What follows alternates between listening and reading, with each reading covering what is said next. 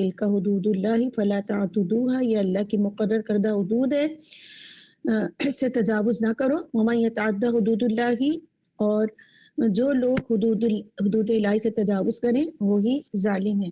تو اللہ تعالیٰ نے عورت کا اتنا زیادہ لحاظ رکھا ہے، اس کا اتنا خیال رکھا ہے. نبی صلی اللہ علیہ وسلم نے کیا فرمایا ہے کہ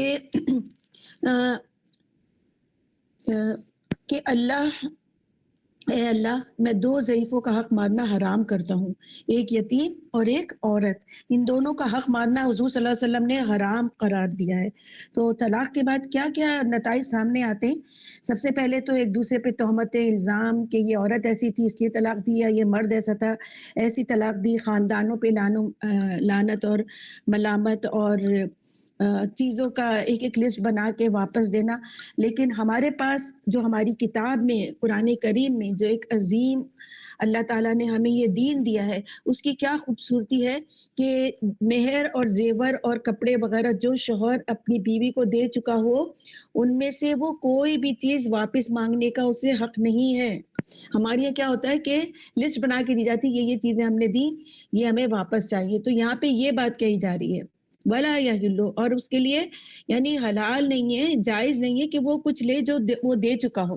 تو یہ تمام اخلاقی اصولوں کے منافی ہے جو اسلام نے ہمیں اخلاقی اصول دیے. کچھ اسلام کا بھی کچھ اخلاق ہے، کچھ حدود ہیں، کچھ پابندیاں ہیں.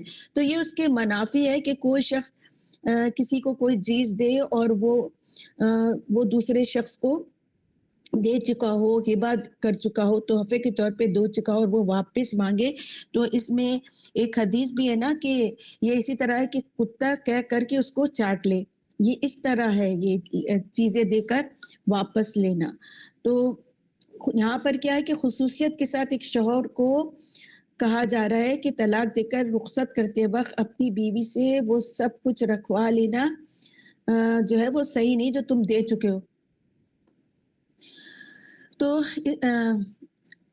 آدمی جس عورت یعنی اخلاق کیا سکھا رہا ہے اسلام کے، آدمی جس عورت کو طلاق دے اسے رخصت کرتے وقت کچھ نہ کچھ دے کر رخصت کرے. ٹھیک ہے، تو رخصتی کی بھی نا خوبصورتی ہے، خوبصورتی کے ساتھ ان کو عورتوں کو رخصت کرنا چاہیے. جیسے کہ میں نے آپ کو قصہ سنایا تھا کہ ثابت بن قیس کا، کہ ان کی بیوی نے جب طلاق لی تو انہوں نے مہر میں 2 باغ دیے تھے. تو رسول صلی اللہ علیہ وسلم نے کہا تم یہ باغ دیتی ہو تو پھر وہ تمہیں خلا دیتا ہے، تو پھر وہ خلا دیا گیا. اور اس میں یہ ہے کہ ولا یحل لکم ان تاخذوا، یہ یعنی جو مہر ہے، جو تحفے ہیں وہ واپس نہیں لینے. اچھا، پھر اس میں یہ آتا ہے الا یخافا حدود اللہ. تو حدود اللہ میں کیا کیا ہے کہ ڈر نہ ہو کہ حدود اللہ کو توڑا جائے. تو اس میں حدود اللہ میں کیا کیا آ جائے گا؟ پھر اس میں جو ہے وہ کہ اللہ کی حدود سے آگے نہ بڑھو، کہ فرائض کو ضائع نہ کرو، اور جو اللہ تعالیٰ نے محارم دی ہیں، جو چیزیں محرم ہیں ان کی بے حرمتی نہ کرو. جن چیزوں کا ذکر شریعت میں نہیں تم بھی ان سے خاموشی سے اختیار، یعنی اس میں خاموشی اختیار کرو، کیونکہ اللہ کی ذات بھول چکی تو نہیں ہے. اس نے جو کچھ بھی شریعت میں لکھا، جو حدود لکھیں کہ اس طرح طلاق دینی ہے، یہ کتاب اللہ کی بات ہے نا، یہ کھیل مذاق تو نہیں ہے. تو یہ حدود اللہ تعالیٰ نے طلاق کے معاملے میں، خلا کے معاملے میں، ابھی آگے آئے گا رضاعت کے معاملے میں اور خلا کے معاملے میں، یہ سب اللہ تعالیٰ نے حدود بتائی ہیں. تو فرمایا کہ اس کو جو ہے وہ تم نہ توڑو، ان حدودوں کو کراس مت کرو. اور جو اللہ کی حدود کو قائم توڑے گا پھر وہ ظالم ہے. کیوں ظالم ہے؟ ظاہر ہے وہ گناہ کا مرتکب ہوگا اور گناہ کی پھر سزا بھی ہوگی. تو یہاں پر خلا کی جو بات ہوئی، تو خلا جو ہے وہ طلاق میں بعض علماء جو ہیں وہ شمار نہیں کرتے خلا کو.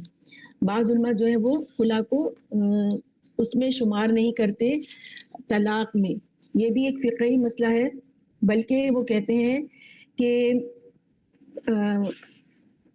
ایک شخص نے اپنی بیوی کو 2 طلاقیں دی ہیں، پھر اس عورت نے خلا کرا لیا، تو اگر خاوند چاہے تو اس سے پھر بھی نکاح، کیونکہ 2 طلاقیں ہوئی ہیں نا، اور خلا ایک کہلاتی ہے طلاق، تو خاوند جب اس سے رجوع کر سکتا ہے.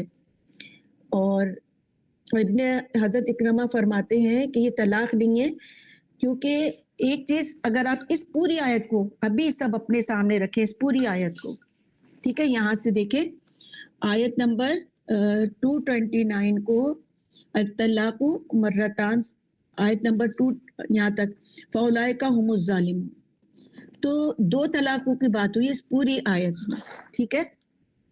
چلیں میں آپ کو تھوڑا سا کیمرہ وہ کر کے بتاتی ہوں، یہ دیکھیے، الطلاق مرتان فامساکم بمعروف و تسریح باحسان ولا یحل لکم ان تاخذوا مما آتیتموہن شیئا الا ان یخافا اللہ حدود اللہ فان خفتم اللہ یقیم حدود اللہ فلا جناح علیہما فیما افتدت بھی۔ اب یہ فیما افتدت بھی کا اشارہ کس طرف جا رہا ہے؟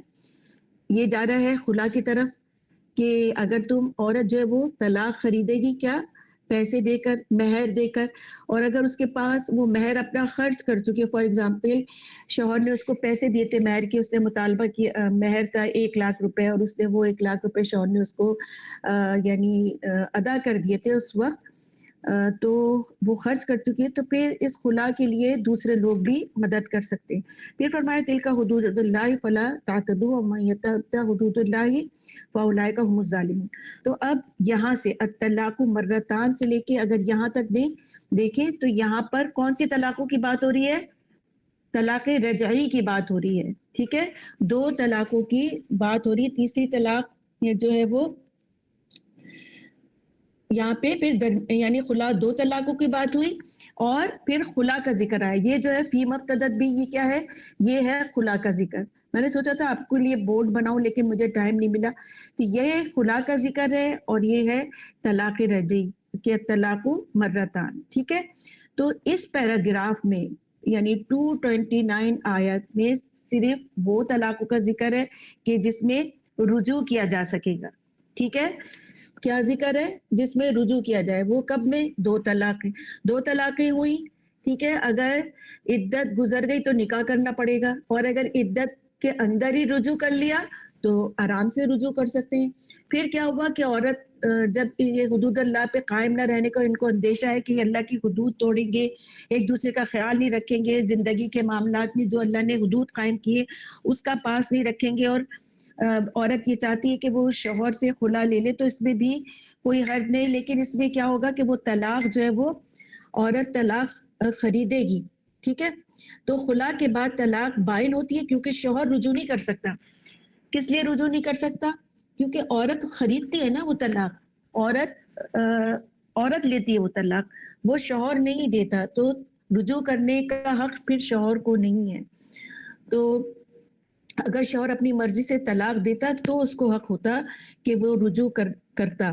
جب عورت نے معاوضہ دے کر طلاق خرید لی تو اب حق عورت کے پاس چلا گیا، ٹھیک ہے۔ یہ بات سمجھ میں آ گئی؟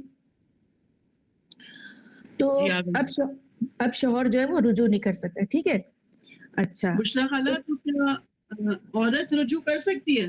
جی عورت رجوع کر سکتی، کیونکہ عورت نے طلاق خریدی ہے، یعنی یوں سمجھ لے کہ عورت نے لی ہے طلاق، اب اس کے پاس یہ حق رجوع کا چلا گیا عورت کے پاس۔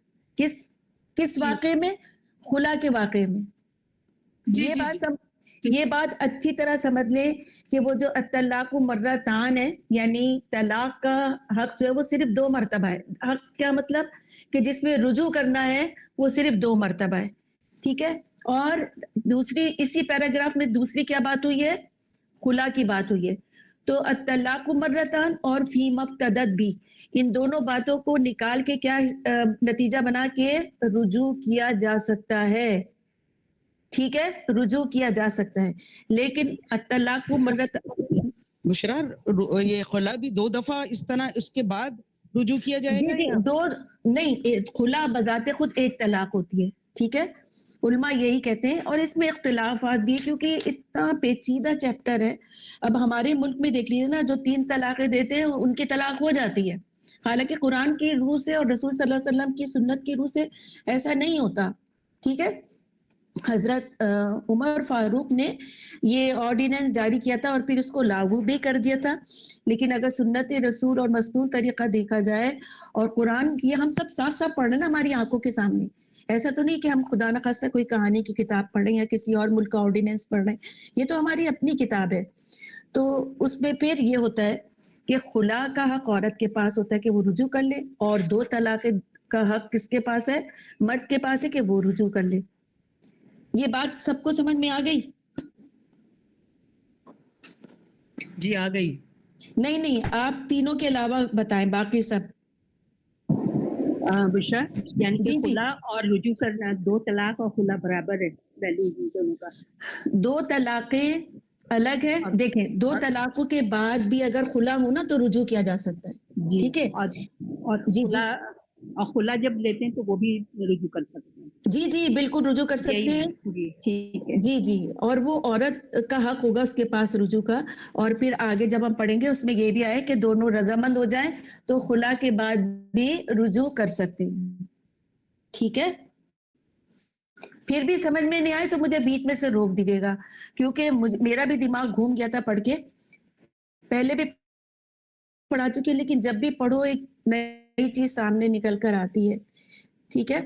یہ اس لیے ہے کہ اس نے جیسے 2 طلاقیں دیے نا، اس وجہ سے رجوع مرد کو بھی ہے اور عورت کو بھی ہے. اگر وہ دیکھیں 2 طلاقیں، الطلاق مرتان، الطلاق طلقتان نہیں کہا گیا کہ 2 طلاق، بلکہ کیا مرتبے سے کیا مطلب ہے کہ پہلے ایک ہوئی پھر کچھ وقفہ ہوا پھر دوسری. ٹھیک. اب اس میں رجوع کرنے کا حق کس کو ہے؟ مرد کو. وہ رجوع کر لے گا. ٹھیک ہے. اب کیا ہوا کہ تیسری دفعہ عورت نے خلا لے لیا، تب وہ خلا جو وہ 1 طلاق کہلائے گی، اور اس کے رجوع کرنے کا حق کس کے پاس ہے؟ عورت کے پاس ہے. عورت کے پاس بھی ہے. ٹھیک ہے.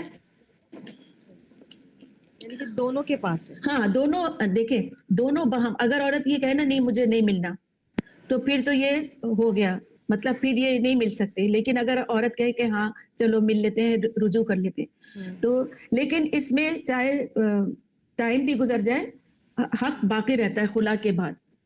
صحیح ہے. جی جزاک اللہ. اب بھی سمجھ میں نہیں آئے تو سیدھے خلا کا حق عورت کو ہے مطلب. جی دیکھیں طلاق کا حق، طلاق جو ہے وہ مرد ہی دیتا ہے، یہ بات یاد رکھیں، عورت نہیں دے سکتی طلاق. عورت کیا طلاق کے بعد 2 طلاق کے بعد اگر مرد مطلب دے دے تو رجوع کر سکتے ہیں، اور اگر عورت خلا لے لے تو بھی رجوع کر سکتے ہیں. جی 2 طلاق. یہ جو ہے نا میں نے اس لیے آپ کو یہ آیت دکھائی تھی قرآن کریم کی، کھول کر یہ آیت پوری 229. یہ بات یاد رکھیں، آیت نمبر 229 رجوع کے بارے میں. صحیح ہے. اس لیے اس میں 2 طلاقوں کے بعد رجوع کرنا ہے اور خلا کے بعد بھی رجوع کرنا ہے. ٹھیک ہے. یہ اتفاق سے یہ چیز میرے دماغ میں آئی کہ یہ تو رجوع کرنے کے متعلق ہے یاد. اور اللہ کا شکر ہے الحمدللہ، اللہ نے مجھے یہ بات دل میں ڈالی تھی. اور جب میں نے تفسیر ابن کثیر پڑھی تو اس میں بھی یہی لکھا تھا کہ یہ آیت جو ہے وہ 2 دفعہ رجوع کرنے کے متعلق ہے. بہرحال السلام علیکم. جی وعلیکم. ایک طلاق دے اور عدت گزار کے پھر عدت کے بعد دوبارہ خاوند سے رجوع کر سکتے ہیں کہ نکاح پھر ہوگا؟ ایک طلاق نہیں نکاح ہوگا. 1 طلاق اگر عدت گزر گئی نا، 3 حیض عدت یا 3 مہینے، جی 1 طلاق کی عدت کتنی ہے؟ 3 مہینے. اچھا یہ عدت گزر گئی تو نکاح ہوگا. اور اگر اس عدت کے اندر رجوع کر لیا تو کر سکتے، بغیر نکاح کے رجوع کر سکتے. اس کا کیا ہے طریقہ کہ ان 2 طلاقوں میں عورت اپنی عدت کہاں گزارے گی؟ مرد کے گھر میں. شوہر کے گھر میں. صحیح ہے. شوہر کے گھر میں گزارے گی عدت. سمجھ آ گیا نا؟ تاکہ شوہر کا دل جو ہے وہ عورت کی طرف مائل ہو جائے، کسی نہ کسی طرح مائل ہو جائے، اور وہ آپس میں ایک دوسرے کے لیے رجوع کر لے. شوہر نہیں نکال سکتا اس کو گھر سے. عورت کو بشرا طلاق نہیں ہوئی، مرد نے طلاق نہیں ہوئی، صرف عورت نے خلا لی تو بس وہ پھر ہو گئی. جی ہو تو گئی، کیونکہ اس نے کیا کیا، خریدی ہے طلاق عورت سے، تو وہ ہو تو گئی. لیکن پھر کیا ہوگا کہ رجوع کر سکتے ہیں، اس میں دونوں باہم رضامندی سے رجوع کر سکتے ہیں. جب عورت نے لے لی خلا، ابھی آگے بھی ہم پڑھیں گے کہ اس کی جو وہ ہے نا عدت، وہ 1 ماہ ہے. خلا کی عدت 1 ماہ ہے. جب کہ یہ جو ہم نے یہ پڑھا ہے طلاق رجعی،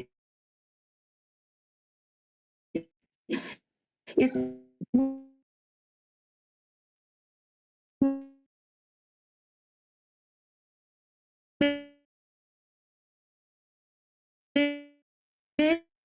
क्या है, 3 हैज है, यानी 6 महीने तलाक भी एक मर्तबा देगा ना तो वो एक ही तलाक कहलाएगी, एक ही कहलाएगी। एक ही वो अच्छा। कहलाएगी। लेकिन हजरत उमर फारूक के जमाने में लोगों में इतनी अकल नहीं थी, वो क्या करते थे, यानी इस्लाम से भी पहले की बात है, तलाक देते, इद्दत गुजरने से पहले औरत से रुजू करते, फिर उसको सताते, फिर तलाक देते, फिर रुजू, तो 100 मर्तबा तलाकें देते थे। तो इस्लाम ने आके इस चीज का, जाहिलियत का दरवाजा बंद कर दिया और अब क्या कहा, अतलाकु मर्रतान, कि तलाक 2 मर्तबा है, या तो मुसद्दक़ करेंगे फिर रोक लो उसको बेतरीके से। अच्छा, जब तीसरी दफा तलाक देगा ना तो फिर मर्द के पास कोई वो अलग अलग मौके पर दी जाएंगी। फॉर एग्जाम्पल कि अगर कोई शख्स एक तलाक देता है, अब वो मियाँ बीवी अलग हो गए,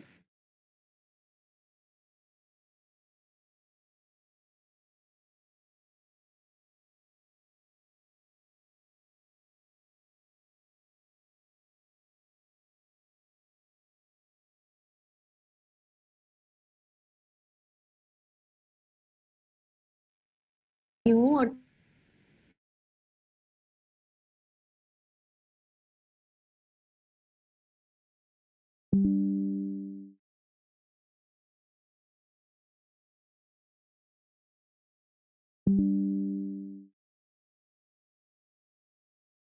कि तुम इद्दत में सोचते, गौर करते और फिर तुम अपनी बीवी से रुजू कर लेते, लेकिन तुमने 3 तलाकें दे दी यकमुश्त, तो अब मैं यही ऑर्डिनेंस जारी करता हूँ। सही। हज़रत उमर ने तो ये ऑर्डिनेंस जारी किया था, लेकिन इसके बाद इमाम इब्न तैमिया ने इसमें इज्तिहाद किया था और कहा था कि 3 तलाक़ें 1 तलाक हो। जी। अभी भी मैं आपको आगे बताऊंगी कि 7 मुमालिक ऐसे हैं इस्लामी जिन्होंने ये ऑर्डिनेंस जारी किया गया कि 3 तलाक हो एक वक्त में या 10 तलाक हो, वो एक ही तलाक शुमार की जाएगी, जिसमें पाकिस्तान भी शामिल है। सही है। अच्छा, कहाँ पढ़े थे हम?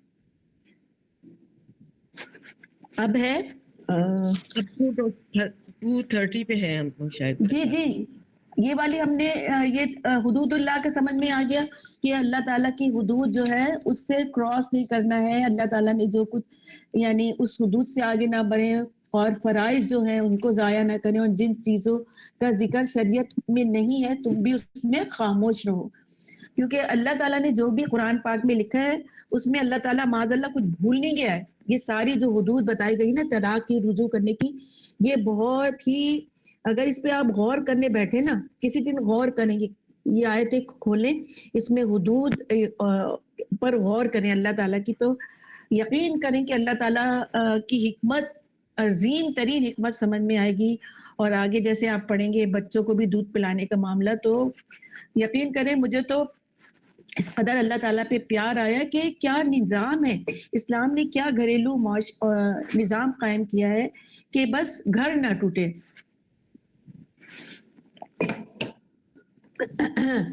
अच्छा, अब है, ये हमारी आयत हो गई, तो जो हुदूद अल्लाह को तोड़ेगा तो फिर वो जालिम होगा। अच्छा, यहाँ तक हमने पढ़ लिया। ये 229 आयत किसके बारे में है? ये वो आयत हैं जिनके बारे में अल्लाह ताला ने फरमाया है कि अगर तुम खुला लेती हो या अगर मर्द 2 तलाक देता है तो उसमें रुजू का हक है कि मियाँ बीवी आपस में मिल सकते हैं। ठीक है, यहाँ पे ये आयत का खुलासा खत्म। अब हम पढ़ रहे हैं 230 आयत। फ़इन तल्लक़हा, माइक बंद कर ले, किसी का माइक खुला है। फ़इन, फिर अगर तल्लक़हा, तलाक दी उसको, फला, तो जायज़ नहीं, फला ताहिल्लु, तो जायज़ नहीं, लहू, उसके लिए मिन बादी, इसके बाद, हत्ता, यहाँ तक के, तनकिहा, वो निकाह कर ले, ज़ौजन, खाविन, गैरा, उसके अलावा, फ़इन, फिर अगर, देखिए किसी का माइक खुला है, शाजिया देखिए किसका माइक खुला है, बंद कर लीजिए प्लीज माइक बंद कर लें। शाजिया आप इसको कुछ कंट्रोल करें और ये ना माइक आप इसका कुछ एडमिनिस्ट्रेशन की उसमें ले जाएं इसको आप, और आप इसको बंद कर दिया करें। अच्छा जनाब, حتیٰ یہاں تک کہ دونوں نکاح کر لیں، یہاں تک کہ وہ نکاح کر لے، کون؟ خاوند، زوجن، خاوند، غیرہ، اس کے علاوہ. فَإِن پھر اگر طلقہا طلاق دے دی اس کو، فلا تو جناح گناہ نہیں، علیہا ان دونوں پر. یہ پلیز مائک بند کر لیں. کس کا مائک کھلا ہے؟ عطیہ کا کھلا ہوا، عطیہ آنٹی کا. جی پلیز عطیہ صاحبہ اپنا مائک بند کر لیجئے. دیکھیں ایک چھوٹا سا نا مائک کا شکل بنی ہوئی ہے نیچے نا، اس کو آپ ہلکا سا، ہاں بس ٹھیک ہے شازیہ، جزاک اللہ. بس شازیہ یہ آپ دیکھ ہی لیا کریں تو اس سے پھر آسانی ہوگی کہ میں کسی کو کہوں اور پھر وہ دیر لگائے بند کرنے میں تو آپ ہی بند کر دیں. اچھا پھر اگر طلاق دے دے اس کو تو گناہ نہیں، علیہما ان دونوں پر، این اگر یتراجع وہ رجوع کر لیں، ان بشرط یہ کہ غنہ وہ خیال کریں، این کہ یقیمہ وہ قائم رکھیں گے حدود اللہ، اللہ کی حدود، وتلکا اور یہ حدود اللہ اللہ کی حدود ہیں، یبینوہا انہیں واضح کرتا ہے، لقوم ان لوگوں کے لیے، ایسی قوم کے لیے، یعلمون جو جاننے والوں کے لیے. ٹھیک ہے تو اب یہاں پر کیا ہے، رواں ترجمہ بھی پڑھ دیتی ہوں، اس سے کچھ بات سمجھ میں آئے گی. پھر اگر شوہر تیسری طلاق دے دے تو وہ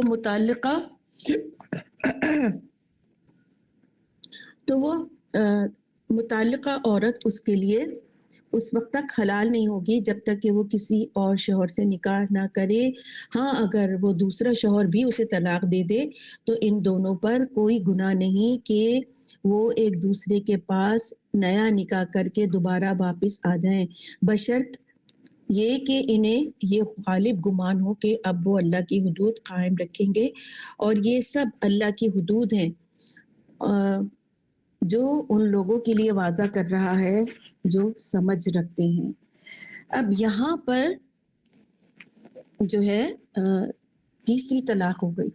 اوپر ہم نے جو بات کی 2 طلاقوں کی تھی اس میں رجوع کر سکتے ہیں، پھر خلا کی بات کی اس پہ رجوع کر سکتے ہیں. یہاں پہ کیا ہے، رجوع کا معاملہ ختم. اب یہ طلاق کون سی طلاق ہے؟ تیسری طلاق، یعنی جس میں اب رجوع نہیں کر سکتے، طلاق بائن ہو گئی ہے. ٹھیک ہے تو اور یہ جو ہے یعنی خاوند یعنی اس میں کیا ہے کہ اب جو ہے وہ ختم ہو گیا. یہ طلاق کا طریقہ اور مسائل پہلے کیا تھے کہ اسلامی دستور تھا کہ خاوند جتنی رہنے دیتی، مجھے ایک گلاس پانی لا دینا. خاوند جتنی چاہے طلاقیں دیتا چلا جائے، عدت میں وہ رجوع کرتا تھا. اس سے عورتوں کی جان جو ہے وہ کیا ہوتی تھی، غضبناک ہو جاتی تھی، پریشان ہو جاتی تھی کہ طلاق دی، عدت میں پھر رجوع کر لیا، طلاق دی، عدت گزرنے کے قریب آئی تو رجوع کر لیا، پھر طلاق دے دی، پھر رجوع کر لیا. تو اسلام نے حد بندی کر دی کہ اس طرح کی طلاقیں صرف 2 ہی ہیں جس میں رجوع کر سکتے ہیں. تیسری طلاق کے بعد کیا ہے کہ بیوی کو لوٹا لینے کا حق نہیں ہے. تو 3 طلاقوں کے بعد جو ہے وہ رجعی طلاق نہیں رہتی، مرجعت منسوخ ہو جاتی، یعنی واپس لوٹانا منسوخ ہو جاتا ہے. حضرت روایت ہے، حضرت ابن عباس فرماتے ہیں کہ ابن ابی حاتم میں کہ ایک شخص نے اپنی بیوی سے کہا کہ نہ تو میں تجھے بساؤں گا نہ چھوڑوں گا. اس نے کہا کہ یہ کس طرح؟ کہا طلاق دے دوں گا اور جہاں عدت ختم ہونے کا وقت آیا اور رجوع کر لوں گا، پھر طلاق دوں گا، پھر عدت ختم ہونے کا وقت آئے گا تو رجوع کرتا چلا جاؤں گا. وہ عورت حضور صلی اللہ علیہ وسلم کے پاس آئی اور اپنا یہ دکھ رونے لگی. اس پر یہ آیت نازل ہوئی. تو بہرحال یہ تیسری جو طلاق ہے اس میں اب کوئی رجوع کا باقی نہیں رہا. اب جو ہے وہ عورت اپنا بوریا بستر لپیٹے گی اور اس گھر سے چلی جائے گی جہاں شوہر کا گھر تھا. پچھلی 2 طلاقوں میں کیا تھا کہ وہ عدت اپنے شوہر کے گھر گزارے گی. تیسری طلاق میں کیا ہے کہ اب وہ چلی جائے گی شوہر کے گھر سے. تو یہ اب آگے کیا ہے کہ جب تیسری طلاق ہو گئی تو اب جو ہے وہ ایک دوسرے کے لیے میاں بیوی حلال نہیں رہے. پھر اگر شوہر تیسری طلاق دے دے تو وہ متعلقہ عورت اس کے لیے اس وقت حلال ہو سکتی ہے کہ جب وہ کسی اور مرد سے نکاح کر لے. تو یہ کسی اور مرد سے نکاح کرنا کیا کہلائے گا؟ حلالہ کہلائے گا. ٹھیک ہے، یہ کہلائے گا حلالہ. تو حلالہ جو ہے وہ پسندیدہ عمل نہیں ہے، بہت ہی ناپسندیدہ عمل ہے.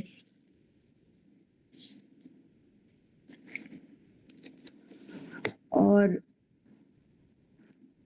اچھا، خلا والی عورت کا میں تھوڑا سا اور بتا دوں آپ کو، میں نے اس کی عدت وغیرہ صحیح سے آپ کو ایکسپلین نہیں کی تھی. تو اس میں یہ ہے کہ اس کی خلا کی جو عدت ہے وہ کتنی ہے؟ ایک مہینہ. ٹھیک ہے، اور یہ بھی بات بتا دی میں نے آپ کو کہ خلا جو ہے وہ خلا سے رجوع کرنے کا حق خاوند کو نہیں ہے، کیونکہ عورت نے مال دے کے اپنی طلاق خریدی ہے. اور پھر کیا ہوگا؟ جن کو حیض نہ آتا ہو ان کے لیے پھر کیا ہوگا خلا کے لیے؟ تب بھی ایک ہی ماہ ہوگی. جیسے وہ تھا نا کہ 3 ماہ حیض تھی، جس کو خلا نہیں آتا اور جس کو وہ نہیں آتا، حیض نہیں آتا، تو اس کے لیے بھی 3 ماہ تھی، یا بوڑھی عورت کے لیے بھی 3 ماہ تھی، تو اس کے لیے بھی ایک ہے. اچھا جی جی، اگر کسی کا نکاح ہوا ہو اور پھر وہ خلا لے لے تو اس کی عدت ہوتی ہے یا نہیں؟ اگر کسی کا نکاح ہوا ہو، دیکھیں اور پھر خلا لے لی. اچھا میں ایک بات بتاؤں، اس کی بھی نا کنڈیشن ہے کہ خلا ہوا، مہر مقرر ہوا مگر خلوت نہیں ہوئی تو یہ نکاح متع ہوگا. نکاح ہوا، خلوت ہوئی، مہر مقرر نہیں ہوا تو مہر مثل ہوگا. تو اس کی بھی وہ ہے خلا، وہ تو پھر ایک الگ کنڈیشن ہو جائے گی نا، کہ جیسے نکاح ہوا، خلا لے لیا اور وہ نہیں مقرر ہوا مہر. یہ مجھے بتائیں مہر مقرر ہوا یا نہیں؟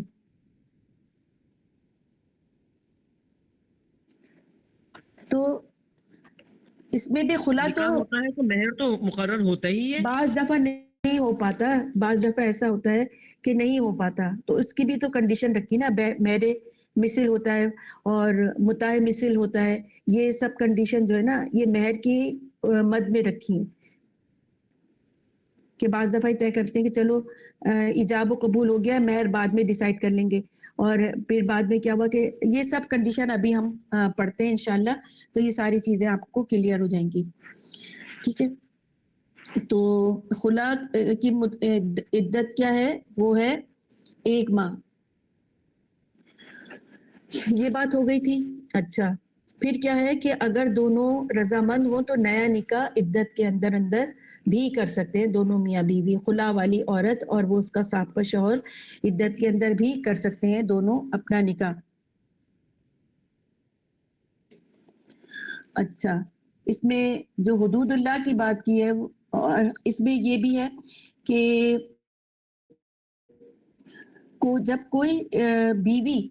جب کوئی شخص اپنی بیوی کو 2 طلاقیں دے چکنے کے بعد تیسری بھی دے دے تو وہ اس پر حرام ہو جائے گی یہاں تک کہ وہ دوسرے سے نکاح نہ کرے.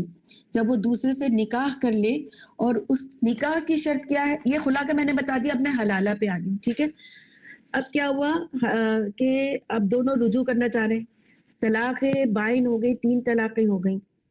اب کیا ہوا کہ دونوں پشیمان ہیں، دونوں دوبارہ شادی کرنا چاہ رہے ہیں، سابقہ شوہر کے ساتھ وہ بیوی شادی کرنا چاہ رہی ہے، دونوں شادی. تو ان کو کیا کرنا ہوگا کہ جب تک کہ وہ کسی دوسرے شخص سے نکاح نہ کریں گی، اور نکاح بھی کیسا نکاح کہ بیوی جو ہے اس کے ساتھ رات گزارے گی، ہم بستری کرے گی. ٹھیک ہے، باقاعدہ نکاح ہو اور ہم بستری ہو. پھر اگر کیا ہو کہ وہ شخص جس سے کہ ابھی نیا نکاح ہوا ہے اور اس سے تعلقات بھی قائم ہو، اگر وہ مر جائے یا حادثاتی طور پہ طلاق دے دے، ٹھیک ہے نا، جان بوجھ کے نہیں، جان بوجھ کے کرنا حلالہ ہے. یعنی حلالہ کا مطلب کیا ہے؟ یعنی حلالہ کا مطلب ہے کہ عورت اپنے پچھلے شوہر سے حلال ہونے کی خاطر کسی دوسرے شخص سے نکاح کرے اور نکاح کر کے تعلق قائم کرے، پھر فوراً جو ہے وہ طلاق لے لے، تو پھر یہ حلالہ ہوگا. پہلے شوہر سے شادی کر لے تو یہ حلالہ ہوگا، اور یہ سخت ناپسندیدہ ہے. تو حلالہ کرنے والے کو محلل کہا جاتا ہے. یہ میں نے ایک ٹرم بتا رہی ہوں آپ کو, یاد رکھیں تو ٹھیک ہے. حلالہ کرنے والے کو کیا کہتے ہیں؟ محلل کہا جاتا ہے. اور جس کے لیے کیا جاتا ہے, یعنی جس شوہر کے لیے, پہلے شوہر کے سے تعلق قائم کرنے کے لیے حلالہ کرنے والی کو کیا کہا جاتا ہے؟ محلل کرنے والے کو محلل کہا جاتا ہے, اور جس کے لیے کیا جا رہا ہے اس کو محلل لہو کہا جاتا ہے. یہ اتنی مشکل میں نہ پڑے, بس یہ ٹرمینالوجی جو میں آپ کو بتا رہی ہوں, لیکن یہ انتہائی ناپسندیدہ عمل ہے. حلالہ میں نکاح بھی ہو گیا, لیکن اگر اس دوسرے خاوند سے تعلق قائم نہ ہوا تو وہ پہلے شوہر کے لیے حلال نہیں ہے. یعنی باقاعدہ اس کو تعلق قائم کرنا ہوگا, اپنا وقت گزارنا ہوگا اس دوسرے شوہر کے ساتھ, اور یہ کوئی جان بوجھ کے طلاق دینے کا معاملہ نہیں ہوگا. بشرا جی جی, یہ جو آپ حلالہ کی بات کر رہی ہیں, یہ صرف عورت کے لیے, کیا مرد اگر کیا اس کو بھی دوسرے نکاح کرنا پڑے گا؟ نہیں, یہ تو ہو ہی رہا ہے نا کہ اپنے شوہر سے شادی کرنا چاہ رہے. مرد تو دوسری شادی 4 بھی کر لے, مرد تو 4 بھی شادیاں کر لے اسی عورت کے موجودگی میں, مرد کے اوپر کچھ نہیں ہے. لیکن یہ بیوی کے لیے ہے, ٹھیک ہے, سمجھ رہی ہیں, یہ بیوی کے لیے. ہاں, کیونکہ اور مردوں کے لیے تو 4 شادیاں بھی ہیں نا, ٹھیک ہے, مردوں کے لیے 4 شادیاں بھی ہیں. وہ اپنی بیوی ہونے کے باوجود بھی 3 شادیاں اور کر سکتا ہے, 1 شادی اور کر سکتا ہے, 2 شادی اور کر سکتا ہے. لیکن پابندی کس کے لیے؟ عورت کے لیے. طلاق دینے کے بعد کر رہے ہیں نا, طلاق دے جی جی کر رہے ہیں, تو پھر کیا اس کو بھی دوسری شادی کر کے پھر اس سے عورت نہیں نہیں نہیں نہیں نہیں مرد کے لیے نہیں ہوگا. مرد کے لیے, ایک منٹ خاموش ہے, مرد کے لیے یہ نہیں ہے حلالہ میں کہ وہ دوسری شادی کرے, یہ صرف عورت کے لیے ہوگا. ٹھیک ہے, اچھا. لیکن وہ حلالہ میں کیا ہوگا؟ نکاح ہوگا, باقاعدہ مرد عورت کا ریلیشن ہوگا, اور وہ زندگی گزاریں گے. اور خاصاتی طور پہ اگر دونوں میں نہیں بن رہی, انبن ہو گئی اور طلاق کا معاملہ ہو گیا یا شوہر مر گیا, اب وہ عورت چاہ رہی ہے کہ اپنے پہلے شوہر سے, اور وہ بھی چاہ رہے کہ اپنی بیوی سے رجوع کر لے, تو وہ کر سکتے ہیں. مگر اگر جان بوجھ پہ عورت نے اپنے سابقہ شوہر کے لیے حلال ہونے کی کوشش کی خاطر کسی دوسرے سے نکاح کیا, تو یہ حرام ہے, سخت ناپسندیدہ ہے. رسول صلی اللہ علیہ وسلم نے ایک حدیث میں آتا ہے کہ نبی صلی اللہ علیہ وسلم سے سوال کیا گیا کہ ایک شخص ایک عورت سے نکاح کرتا ہے اور دخول سے پہلے ہی طلاق دے دیتا ہے, وہ دوسرا نکاح کرتی ہے, وہ بھی اسی طرح دخول سے پہلے طلاق دے دیتا ہے, تو کیا اگلے خاوند کو اب اس سے نکاح کرنا حلال ہے؟ تو آپ نے فرمایا نہیں. یعنی کیا ہے؟ تعلق ہونا ضروری ہے. فرمایا کہ جب تک کہ وہ اس سے اور یہ اس سے لطف اندوز نہ ہو لے, ٹھیک ہے نا. تو یعنی یہ شادی کا بندھن کیا ہے کہ ایک ریلیشن بھی ہے نا میاں بیوی کے درمیان. تو ایک اور روایت میں یہ بھی آتا ہے کہ عورت رخصت ہو کر جاتی ہے ایک مکان میں, میاں بیوی جاتے ہیں, یعنی شادی ہوگی عورت کی اور میاں بیوی جس کمرے میں جاتے ہیں وہاں پردہ ڈال دیا جاتا ہے. لیکن کیا ہوتا ہے, ان کی آپس میں ریلیشن قائم نہیں ہوتا, کوئی صحبت قائم نہیں ہوتی, صحبت داری نہیں ہوتی. جب بھی یہی حکم ہوگا کہ وہ نہیں پہلے عورت سے, یعنی پرائیویسی بھی دے دی ان کو, کمرہ بھی دے دیا, پردے بھی ڈال دیے, پرائیویسی بھی ہو گئی, مگر تعلق نہیں قائم ہوا, تب بھی وہ پہلے شوہر سے نکاح نہیں کر سکتی. ٹھیک ہے. ایک اس میں آتا ہے کہ صحیح مسلم اور بخاری کی ایک روایت ہے, حضرت رفاع قرظی رضی اللہ تعالیٰ عنہ کی بیوی صاحبہ تمیمہ بنت وہب کو جب انہوں نے آخری اور تیسری طلاق دے دی تو ان کا نکاح حضرت عبد الرحمن زبیر سے ہوا. کس کا؟ ان کی بیوی کا نکاح عبد الرحمن بن زبیر سے ہوا. لیکن یہ شکایت لے کے رسول صلی اللہ علیہ وسلم کے پاس آئیں اور کہا کہ وہ عورت کے مطلب کا نہیں ہے, یعنی ان میں کوئی ایسی جسمانی خرابی ہوگی. تو انہوں نے کہا کہ یہ آدمی جس سے میرا دوسرا نکاح ہوا ہے عورت کے مطلب کا نہیں ہے, مجھے اجازت ہو کہ میں اپنے اگلے خاوند کے پاس چلی جاؤں. آپ نے فرمایا یہ نہیں ہو سکتا, اب نہیں ہو سکتا, چاہے اس میں وہ تعلق نہیں قائم ہوا, اب نہیں ہو سکتا جب تک کہ تمہاری کسی اور خاوند سے وہ نہ ہو, ریلیشن نہ ہو. یعنی اب وہ شادی کریں کسی اور سے اور اس سے ریلیشن قائم ہونا ضروری ہے. پھر اگر وہ طلاق دے, وہ بھی جان بوجھ کے نہیں, جان بوجھ کے یہ حلالہ کہلائے گا کہ بیوی اپنے آپ کو حلال کرنا چاہ رہی ہے ایک ایسے عمل کے ذریعے سے جو ناجائز ہے اپنے پہلے شوہر سے شادی کرنے کی خاطر.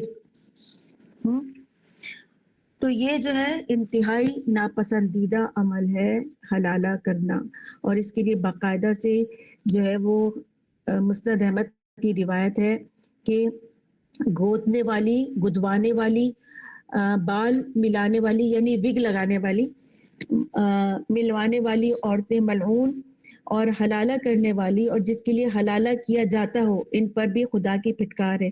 سود خور اور سود کھلانے والے پہ بھی لعنتی ہیں، یعنی حلالہ کیا ہے؟ لعنت کا سبب ہے۔ رسول صلی اللہ علیہ وسلم سے ایک اور حدیث ہے کہ ایک حدیث میں ہے کہ میں بتاؤں کہ ادھار لیا ہوا سانڈ کون سا ہے؟ لوگوں نے کہا ہاں، فرمایا جو حلالہ کرے، یعنی طلاق والی عورت سے اس لیے نکاح کرے کہ وہ اگلے خاوند کے لیے حلال ہو جائے، یعنی اس میں بعض دفعہ پیسے بھی دیے جاتے ہیں کہ اس مرد کو کہ یار تم شادی کر لو، پھر اس کو طلاق دے دینا تاکہ وہ مجھ سے شادی کر لے، تو اس کو کیا، ایسے مرد کو کیا کہا گیا ہے؟ سانڈ کہا گیا ہے۔ تو اس پر اللہ کی لعنت ہے، اور جو اپنے لیے ایسا کرائے وہ بھی ملعون ہے۔ اتنی یہاں پہ سخت بات فرمائی گئی ہے۔ ایک اور روایت میں کہ ایسے نکاح کی بابت رسول صلی اللہ علیہ وسلم سے پوچھا گیا تو آپ نے فرمایا کہ یہ نکاح ہی نہیں ہے جس میں ایسا مقصد ہو، ایسا مقصود ہو اور ظاہر ہو، جس میں اللہ کی کتاب کے ساتھ ہنسی مذاق ہو۔ نکاح صرف وہی ہے جو رغبت کے ساتھ ہو، یعنی اس میں آپس میں ایک دوسرے کے ساتھ رغبت بھی ہو۔ یہ تو وہ ہو گیا نا، ایک بزنس ہو گیا۔ ایک اور اس میں روایت آتی ہے، عبداللہ بن عمر سے سوال کیا ایک شخص نے کہ ایک شخص نے اپنی بیوی کو تیسری طلاق دے دی، اس کے بعد اس کے بھائی نے بغیر اپنے بھائی کے کہے از خود اس ارادے سے نکاح کر لیا کہ یہ میرے بھائی کے لیے حلال ہو جائے، تو کیا یہ نکاح صحیح ہوگا؟ تو حضرت انہوں نے فرمایا عبداللہ بن عمر نے ہرگز نہیں، ہم تو نبی صلی اللہ علیہ وسلم کے زمانے میں اسے زنا شمار کرتے تھے۔ یعنی نکاح وہی ہے جس میں کہ رغبت ہو آپس میں، یہ لین دین والا، یہ بزنس والا معاملہ نہ ہو۔ صحیح ہے؟ تو یہ جو ہے ایک قبیح اور حرام اور لعنت کیا ہوا عمل ہے حلالہ۔ تو اس میں کئی چیزیں آتی ہیں، مثلا نیت کی فرق بھی آ جاتا ہے کہ نیت خراب ہے، نکاح اس لیے ہو رہا ہے کہ ساتھ نہیں رہنا، اور نکاح کرتے وقت رغبت اور زندگی بھر کا ساتھ رہنے کا عقد ہوتا ہے، تو حلالہ میں 1 یا 2 راتوں کے بعد طلاق لے لی جاتی ہے۔ نکاح میں کیا ہوتا ہے؟ رغبت ہوتی ہے نا کہ ایک دوسرے کے ساتھ رہیں گے، زندگی گزاریں گے، جبکہ حلالہ میں کیا ہوتا ہے؟ 1 یا 2 راتوں کے بعد چھوڑ دیا جاتا ہے بیوی کو کہ طلاق ہے بھائی، تاکہ تم پہلے شوہر سے نکاح، تو یہ نیت ہی خراب تھی نا۔ تو حلالہ میں کیا ہوتا ہے؟ نیت کی خرابی کا فرق آتا ہے۔ پھر اس میں مقصد کا بھی فرق آتا ہے۔ جو اصلی نکاح ہوتا ہے، جینون نکاح ہوتا ہے، تو یہ مقصد ہوتا ہے کہ بچے پیدا ہوں گے، گھر بنائیں گے، ذمہ داریوں کو نبھائیں گے، اور حلالہ کا مقصد صرف پہلے شوہر سے نکاح کرنے کی خاطر حلال ہونا ہے۔ تو مقصد میں بھی اس کے فرق آ گیا۔ پھر یہ ہے کہ عام نکاح میں عورت سے اجازت لی جاتی ہے اور یہ واجب ہے، جبکہ حلالہ میں نہ اجازت لی جاتی ہے نہ رضامندی۔ عموماً طلاق دینے والا شوہر ہی مجبور کرتے ہیں، شوہر عموماً بعض دفعہ مجبور کرتے ہیں کہ تم جو ہو وہ، کیونکہ پھر تو اجازت ہی نہیں لی جائے گی نا، اس کو عورت کو مجبور کیا کہ فلاں شخص سے تم نکاح کر لو، تو اس میں ایجاب و قبول کیا ہوا؟ کچھ بھی نہیں ہوا۔ تو یہ پھر اس میں ایجاب و قبول بھی نہیں ہوتا۔ پھر یہ ہوتا ہے کہ جب ہم نکاح کرتے ہیں یعنی ایک پاکیزہ نکاح، تو اس میں نا برابری دیکھی جاتی ہے، کفو دیکھا جاتا ہے کہ دونوں خاندانوں میں کچھ کامن گراؤنڈز ہیں کہ جس کی بنا پہ انڈرسٹینڈنگ قائم ہو سکے، خاندانی برابری دیکھی جاتی ہے۔ کسی نہ کسی درجے میں دیکھا جاتا ہے کہ لڑکا لڑکی میں نپ سکے گا یا لڑکی لڑکے کیا نپ سکے گی، تو آپس کی کچھ انڈرسٹینڈنگ، کچھ کامن گراؤنڈ دیکھا جاتا ہے۔ لیکن حلالہ میں یہ نہیں دیکھا جاتا، وہاں تو بس ایک کنڈیشن ہے کہ بھائی یہ برتھ بیٹھا ہے، اس سے نکاح کرو، 1-2 راتیں گزارو اور میرے پاس آ جاؤ۔ پھر اسی طرح سے نکاح میں مہر دیا جاتا ہے، اور مہر کا ادا کرنا جو ہے وہ فرض ہے، اور حلالہ میں یہ نہ مہر طے کیا جاتا ہے نہ ادا کیا جاتا ہے، یعنی عورت کو کچھ نہیں ملتا۔ صحیح ہے؟ اسی طرح نکاح جو ہے وہ ایک اعلان ہے، ایک تشہیر ہے، ایک مشہور کرنے کی چیز ہے، اور اعلان اور تشہیر کرنا، اعلان کرنا یہ مسنون ہے. اور حلالہ میں نہ اعلان کیا جاتا ہے نہ تشہیر کی جاتی ہے، بلکہ چھپ چھپا کر یہ ہو جاتا ہے. پھر اسی طرح نکاح کے بعد ولیمہ ہوتا ہے جو مسنون ہے، اور حلالہ کے بعد کوئی ولیمہ وغیرہ نہیں ہوتا. پھر باقاعدہ طریقے سے نکاح کے بعد رخصتی ہے. حلالہ میں کوئی رخصتی نہیں، کسی دعوت کا کوئی انتظام نہیں ہوتا، کیونکہ وہ ہوتی ہے مرد کے پاس، اس کا مقصد یہ ہے کہ وہ 1 رات گزاری 2 رات گزاری ختم.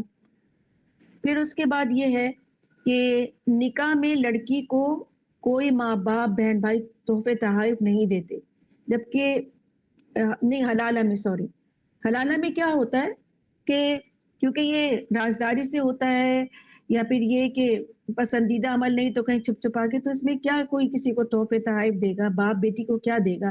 بہن بھائی اپنی بہن کو کیا دیں گے؟ کچھ بھی نہیں. تو یہ ایک ایسا عمل ہے. جبکہ عام نکاح میں کیا ہوتا ہے کہ ماں باپ دیتے ہیں، کچھ دے دلا کے رخصت کرتے ہیں بیوی کو، وہ بیٹی کو. تو اس میں یہ نہیں ہوتا حلالہ میں. اسی طرح سے شادی کیا ہوتا ہے؟ نکاح ایک خوشی کا موقع ہوتا ہے خاندان والوں کے لیے، جبکہ حلالہ عورت کے لیے بہت تکلیف دہ موقع ہوتا ہے کہ سمجھے وہ اپنی ایک عزت کا سودا کر رہی ہوتی ہے. اور نکاح پر مبارکباد دینا، تبارک اللہ کہنا یا مبارکباد دینا مسنون ہے. حلالہ میں یہ نہیں ہوتا، کیونکہ کوئی خوشی نہیں ہوتا نا اس پر، صرف یہ 2-3 لوگوں کا آپس کی ایک ایگریمنٹ، ایک سمجھوتا ہوتا ہے. اور پھر معروف اور مسنون طریقے پر دلہن کو تیار کیا جاتا ہے، جیسے حضرت فاطمہ کو بھی تیار کیا گیا تھا تو تیار کیا جاتا، مگر حلالہ میں اس کا اہتمام ایسا نہیں کیا جاتا. پھر اسی طرح سے عام نکاح میں خاندان والے اکٹھے ہوتے ہیں، لیکن حلالہ کے لیے کوئی بھی تیاری نہیں ہوتا، کوئی آتا ہی نہیں ہے. اور نکاح میں نان نفقہ مرد کے ذمے ہوتا ہے. حلالہ میں اس کو دیا جاتا ہے جس سے نکاح کیا جاتا ہے، یعنی اس مرد کو کچھ دے دلا کے کہ بھائی مجھ سے نکاح کر لو، یعنی اس کو پے کیا جاتا ہے دوسرے لفظوں میں. تو یہ خرابیاں ایک وقت میں، یہ خرابیاں کب ہوئیں؟ ایک وقت میں 3 طلاق دینے کی وجہ سے. کیونکہ جب حضرت عمر نے یہ آرڈیننس جاری کیا تو وہ یہ لاگو بھی ہو گیا اور اس پہ عمل بھی کیا جانے لگا. تو یہ کب ہوا یہ فعل؟ جب ایک ہی وقت میں 3 طلاقیں دے ہو گئی، طلاق بائن ہو گئی، عورت الگ ہو گئی بالکل. پھر پچھتاوا، پھر ریگریٹس، پھر آپس میں ملنے کے اشتہاد. تو یہ ایک خفیہ طریقہ رکھا گیا کہ عورت حلال ہو جائے اپنے پہلے شوہر سے نکاح کرنے کے لیے. تو حلالے کی ضرورت ہی پیش نہیں آتی اگر یہ 3 طلاقیں نہ دی جاتی. تو اگر کوئی سنت کے مطابق طلاق دے، اور سنت کے مطابق طلاق کیا ہوگی؟ نمبر 1 طہر کی حالت میں، یعنی پاکی کی حالت میں، حیض کی حالت میں نہیں. حالانکہ حیض کی حالت میں دینے میں بھی طلاق ہو ہی جاتی ہے، لیکن یہ پسندیدہ عمل نہیں ہے. تو طلاق ہوگی طہر کی حالت میں. نمبر 2 شوہر بیوی کے درمیان کوئی جسمانی تعلق نہیں ہوگا، اس حالت میں طلاق دی جائے گی. یہ ہے مسنون طریقہ. اور پھر جسمانی طور پر نہ ملیں، اور عدت 3 ماہ ہے. عدت جو ہے وہ عورت اپنے شوہر کے گھر کرے گی تاکہ شوہر رجوع کر سکے، اس کی طرف اس کا دل مائل ہو جائے. تو شوہر جو وہ اسے نکالے گا نہیں گھر سے، بیوی سے، کیونکہ اس کو عدت وہیں گزارنی ہے. تو لوگوں نے غلطی کی کہ ایک وقت میں 3 طلاقیں دے کر طلاق کو ایک کھیل بنا لیا ہے، جس سے عورت شدید صدمے سے پہنچتی ہے. تو یہ بہت دیکھ بھال کی طلاق کا معاملہ کرنا چاہیے. اور یہ بہت ہی ایک پیچیدہ ہمارے ملک میں ہوتا جا رہا ہے کہ کچھ علماء جو ہیں وہ 3 طلاق کو طلاق بائن سمجھتے ہیں اور اس میں رجعی کا عمل ختم ہو جاتا ہے، جبکہ کچھ جو وہ کہتے ہیں کہ طلاق نہیں ہوئی.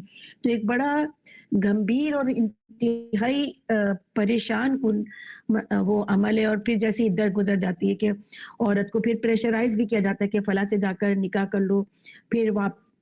تو پھر کیا ہوتا ہے کہ عورت اپنی ممتا کے ہاتھوں مجبور بھی ہو کر یہ قدم بھی اٹھا لیتی ہے. بشرا حلالہ جائز تو ہے نا؟ یہ حلالہ جو ہے، حلالہ جائز نہیں ہے. وہ چیز جائز ہے کہ عورت اگر مرد طلاق دے دے یا اور عورت کہیں نکاح کرے یہ طے نہیں ہو پہلے شوہر سے کہ تم فلاں سے نکاح کرو، پھر یہ ہے پلان کے تحت نہیں ہو سکتا یہ خالہ کام۔ جان بوجھ کے جو حلالہ کیا جاتا ہے نا وہ جائز نہیں. یہ حلالہ ہی جائز نہیں نا. حلالہ کا مطلب یہ ہے، دیکھیں میں آپ کو حلالہ کا مطلب بتاؤں. حلالہ کا مطلب ہے عورت اپنے پچھلے شوہر سے حلال ہونے کی خاطر کسی دوسرے شخص سے نکاح کرے، نکاح کر کے تعلق قائم کرے، پھر طلاق لے لے. یہ ہے حلالہ. ٹھیک ہے. جبکہ حلالہ کیا مطلب ہے؟ حلال ہونا نا کس کے لیے؟ اپنے پہلے شوہر کے لیے. اور جبکہ قرآن کیا کہہ رہا ہے کہ فَإِن طَلَّقَ فَلَا تَحِلُّ لَهُ. ہاں کون یہ دیکھیں یہ تراجہ کہ جب تم نکاح کر لو کسی دوسرے سے، تو اس میں کہیں حلالے کا نام آیا؟ حلالہ یہ ہے کہ عورت نے اپنے آپ کو کسی دوسرے کے لیے حلال کر لیا. یہ سب بات سمجھ میں آئی؟ جی السلام علیکم. وعلیکم السلام ورحمۃ اللہ. بشرا جیسے 3 طلاقیں ہوئی اور تو وہ ایک کاؤنٹ ہوتی ہے، تو اس کے بعد یہاں پر جو پاکستان میں دوسری شادی کر لیتے ہیں تو وہ تو پھر طلاق ہی نہیں ہوئی، تو پھر وہ حرام نہیں ہو گیا؟ جی دیکھیں اس میں وہی ساری بات ہے نا کہ رسول صلی اللہ علیہ وسلم کی ایک حدیث بھی ہمیں ملتی ہے کہ مجھ سے یا میرے صحابہ سے لے لو، یعنی جو میرے صحابہ کہیں یا میں کہوں وہی بات مانی جائے. تو میں نے جیسے پہلے بھی یہ بتایا تھا کہ عرب کے جاہل معاشرے میں عورت کو بار بار طلاق دے کے رجوع کر کے تنگ کیا جاتا تھا، اور یہ کافی زمانے تک رہا. تو حضرت عمر نے کیا کیا کہ اس پہ اپنا چیک رکھ دیا کہ بس اب 3 طلاقیں ہیں، کہ 3 طلاقیں دی بس اب تمہارا رشتہ ختم، طلاقیں بائن ہو گئی. تو وہ چیز جو ہے وہ لوگوں نے، علماء نے اس چیز کو بھی نافذ کر دیا. اور کچھ اب یہ نا 2 پٹی میں بٹ گئے. ابھی جو ہے نا اب تو یہ پھر بھی زور پکڑ رہا ہے کہ نہیں 3 طلاقیں جو ہے وہ طلاقیں بائن نہیں ہیں، اس میں رجوع کیا جا سکتا ہے، کیونکہ ایک وقت میں 3 طلاقیں دینا ایک ہی طلاق کہلائے گی. اب تو یہ پھر بھی یہ چیزیں جو ہے وہ زور پکڑنی ہے. تو علماؤں کا پھر اس میں اجتہاد، کیونکہ یہ خالصتاً وہ فقہی مسئلہ ہے. فقہ سمجھتی نا کہ اس میں ایک مولوی، ایک مفتی جو ہے، مولوی نہیں مفتی، جس کے پاس فتویٰ ہو. دیکھیں عالم ہونا ایک الگ بات ہے، مفتی ہونا ایک الگ بات ہے. مفتی کے پاس جو ہے نا آرڈیننس کے تحت، شریعت کے تحت، قانون کے تحت فتاوی ہوتے ہیں کہ اس مسئلے کا حل یہ فتویٰ ہے، اس مسئلے کا حل یہ فتویٰ ہے. اگر کوئی مسئلے کا حل نہیں ہوتا تو پھر علماء آپس میں اجتہاد کرتے ہیں. ٹھیک ہے. پھر اجتہاد کے تحت جو جیسے سعودی عرب میں جو وہ بڑے بڑے وہ بنائے گئے شیطان کو مارنے کے، پہلے کیا تھا ایک چھوٹا سا تھا اور اس میں ہزاروں لوگ مر جاتے تھے. تو اب جمرات 3 بڑے بڑے بنا دیے گئے. تو یہ اجتہاد کر کے بنائے گئے. یہ بلڈنگ ہی تو ہیں. آپ کیا سمجھتی ہیں کہ شیطان ہے؟ یہ بلڈنگ ہے، اس میں شیطان کو قید کر لیا جاتا ہے، لیکن یہ بلڈنگز ہیں اور یہ اجتہاد کے ذریعے اتنی بڑی بڑی بنی ہے. تو بہت سے ایسے مسائل جو اجتہاد کے ذریعے حل کیے جاتے ہیں، جس کا جواب نہ قرآن میں ہوتا ہے نہ سنت میں ہوتا ہے. جیسے کہ معاذ بن جبل سے رسول صلی اللہ علیہ وسلم نے فرمایا تھا کہ اگر تمہیں میری سنت سے، میری حدیث سے کچھ، اور نہیں سب سے پہلے کہا کہ قرآن سے کچھ نہ ملے تو کیا کرو گے؟ اگر میری سنت سے کچھ نہ، انہوں نے کہا سنت دیکھوں گا. تو آپ صلی اللہ علیہ وسلم نے کہا اگر میری سنت اور احادیث سے بھی کچھ نہ ملے تب کیا کرو گے؟ تو انہوں نے کہا تب میں اجتہاد کروں گا. تو آپ صلی اللہ علیہ وسلم نے ان کے سینے پہ ٹھوکا کہ ماشاءاللہ، مطلب یہ مبارکباد دی کہ علم تمہیں مبارک ہو، کہ یہی پھر جو ہے وہ علماء کا طریقہ ہوتا ہے. تو پھر اس میں نا مفتی شامل ہوتے ہیں کہ وہ فتویٰ دے رہے ہیں یا نہیں، وہ پوری ایک کنڈیشن بیان کریں گے میاں بیوی کہ یہ کنڈیشن تھی، اس کنڈیشن پہ طلاق دی. تو اس میں بھی یہ ہوتا ہے کہ بہت سے علماء جو ہیں وہ کہہ دیتے ہیں کہ 3 وقت میں جو طلاق دیے نا وہ طلاق نہیں. اور پھر بہت سے ہماری یہاں مسلکیں بھی اتنی نا، پھر ان مسلکوں کے حساب سے بھی جو ہے وہ یہ معاملہ طے پاتا ہے کہ 3 طلاقوں میں پھر طلاق ہو گئی یا 3 طلاقوں میں ایک ہی طلاق شمار ہو گئی. لیکن حضور صلی اللہ علیہ وسلم، پھر میں یہی کہوں گی، دیکھیں میں مفتی نہیں ہوں، میں صرف ایک قرآن میں نے پڑھا ہے اور میں آپ لوگوں کو پڑھا رہی ہوں ان کتابوں کی مدد سے، میرا اپنا کوئی علم نہیں ہے. ٹھیک ہے. میں یہ سمجھتی ہوں کہ جو چیز رسول صلی اللہ علیہ وسلم نے کہہ دی اور جو قرآن کہہ رہا ہے تو وہ ہر چیز پر حاوی ہے. ٹھیک ہے نا. تو اب یہ جو ہے یہ مفتی فیصلہ کرے گا کہ وہ حرام ہوئی طلاق یا نہیں حرام ہوئی. وہ فتاویٰ دے گا نا، مفتی فتویٰ دیتا ہے. عالم فتویٰ نہیں دے سکتا، مفتی فتویٰ دے گا. بشرا خانم، اس میں ایک بات اور بھی ہے کہ اگر یہ جیسے آپ نے بتایا کہ یہ عدت مکمل ہو گئی، طلاق دی, ایک طلاق دی, جس کو بیسک 3 طلاقیں ہوں, ہم ایک طلاق کاؤنٹ کرتے ہیں ایک دفعہ عدت مکمل ہو. اب یا تو وہ رجوع کر لیں یا پھر وہ الگ ہو جائیں, جو کہ ہم نے قرآن پاک میں پڑھا ہوا ہے سورہ محبت صلاح طریقے سے. عدت گزرنے پہ رجوع نہیں کریں گے, عدت گزرنے پہ نکاح کریں گے. جی نکاح بالکل نکاح. اب اگر وہ لوگ نکاح کے لیے راضی نہیں ہیں, ٹھیک ہے, اور عورت نے کہیں اور شادی کر لی, تو وہ طلاق تو ہو گئی نا ان کی, اس کی فائنل. پھر تو وہ ہو گئی, ظاہر ہے وہ تو قائم ہی نہیں رہی نا پھر. اگر عدت گزر سوال تھا نا, نہیں سوری میں آپ کو کاٹ رہی ہوں, جو ان کا سوال تھا نا کہ پھر یہ طلاق نہیں ہوئی, ایک ہی طلاق ہوئی, 3 دفعہ طلاق دے دی لیکن ایک ہی طلاق ہوئی. بات تو یہ اسی طرح ہے کہ وہی 3 مہینے کی عدت گزرنے کے بعد اگر نکاح نہیں کیا, رجوع نہیں کیا آپس میں ایک دوسرے کے ساتھ, تو پھر تو اگر وہ عورت دوسری طرح شادی کرنے کی حق جانب ہے نا, پھر وہ حرام تو نہیں ہوئی. نہیں حرام نہیں ہوئی. دیکھیں میں یہی بتا رہی ہوں, طلاق رجعی اور طلاق بائن کو سمجھیں کہ جب رجوع کر لیا تو طلاق رجعی ہو گئی, اور اگر رجوع نہیں کیا تو بائن ہو گئی. یہ بات سمجھ رہے ہیں؟ اس بائن میں عورت کو اختیار ہے کہ وہ جہاں چاہے شادی کر لے, جہاں چاہے شادی کر لے. لیکن وہ جو 2 طلاقیں تھی وہ باقی ہیں, اگرچہ کہ وہ ضائع ہو گئی. جی بس یہی بات میں کہنا چاہتا ہوں. ہاں یہ سمجھ رہے ہیں, وہ ضائع ہو گئی وہ 2 طلاق ہے. وہ ایک طلاق پر ہی عورت نے کیا کیا, عدت گزرنے کے بعد اب وہ نہیں چاہ رہی اس شوہر کے پاس. حالانکہ دیکھیں قرآن ہمیں کیا بتاتا ہے کہ شوہر کے پاس حق ہے رجوع کرنے کا. اگر شوہر کہے کہ میں رجوع کرنا چاہتا ہوں تو عورت کو رجوع کرنا پڑے گا. لیکن خلا میں عورت اگر چاہے تو رجوع کرے گی. نہیں, اگر عورت نہ چاہے اپنے شوہر کے پاس واپس جانا, مگر طلاق ہو گئی ہے, تو پھر تو وہ طلاق ہو جائے گی. ہاں پھر وہ نہیں لیکن آپ جو کوشچن کہہ رہی ہیں نا کہ شوہر کے پاس حق ہے رجوع کرنے کا, اگر وہ عورت کے ساتھ رجوع کرنا چاہے, ہاں, تو پھر اگر عورت نہیں جانا چاہتی تو نہ جائے. پھر وہ پھر سارے بڑے فیصلہ طے کریں گے یا پھر کوئی مفتی فیصلہ طے کرے گا اس طرح سے کہ پھر وہ نہ جائے, ٹھیک ہے, پھر وہ کسی دوسری جگہ شادی کر لے. ہو سکتا ہے, یہ کیوں نہیں ہو سکتا, عورت کر سکتی ہے. ایک طلاق پہ بھی عدت گزر جانے کے بعد وہ نہیں چاہتی شوہر کے پاس جانا تو طلاق بائن ہو گئی. اب وہ جو ہے وہ دوسری جگہ نکاح کر سکتی ہے. ابھی آپ نے یہ کہا کہ شوہر کے پاس حق ہے رجوع کرنے کا اگر وہ طلاق دیتا ہے. جی حق ہے. اگر وہ رجوع کرنا چاہتا ہے تو عورت لازمی جائے, تو یہ لازم نہیں ہے اس پہ. نہیں دیکھیے میں یہ بتاؤں, حق تو ہے, شوہر کے پاس حق ہے رجوع کرنے کا, لیکن اب کیا حالات ہیں, وہ جانا ہی نہیں چاہتی. یہ نا اس میں نہیں آ گیا زندگی اور موت کے, اس میں یہ ہے کہ اب وہ جانا ہی نہیں چاہتی. اب وہ شادی کر لے, پھر دوسری نکاح کر لے دوسرا. لیکن رجوع کون کرے گا؟ شوہر. حق کس کے پاس ہے؟ شوہر کے پاس ہے رجوع کرنے کا. اور اگر شوہر رجوع کرنا چاہتا ہے اور بیوی نہیں جانا چاہتی تو بیوی نہیں جائے گا نا. ایک کوئی بولے جی میرا سوال کمپلیٹ کر لینے.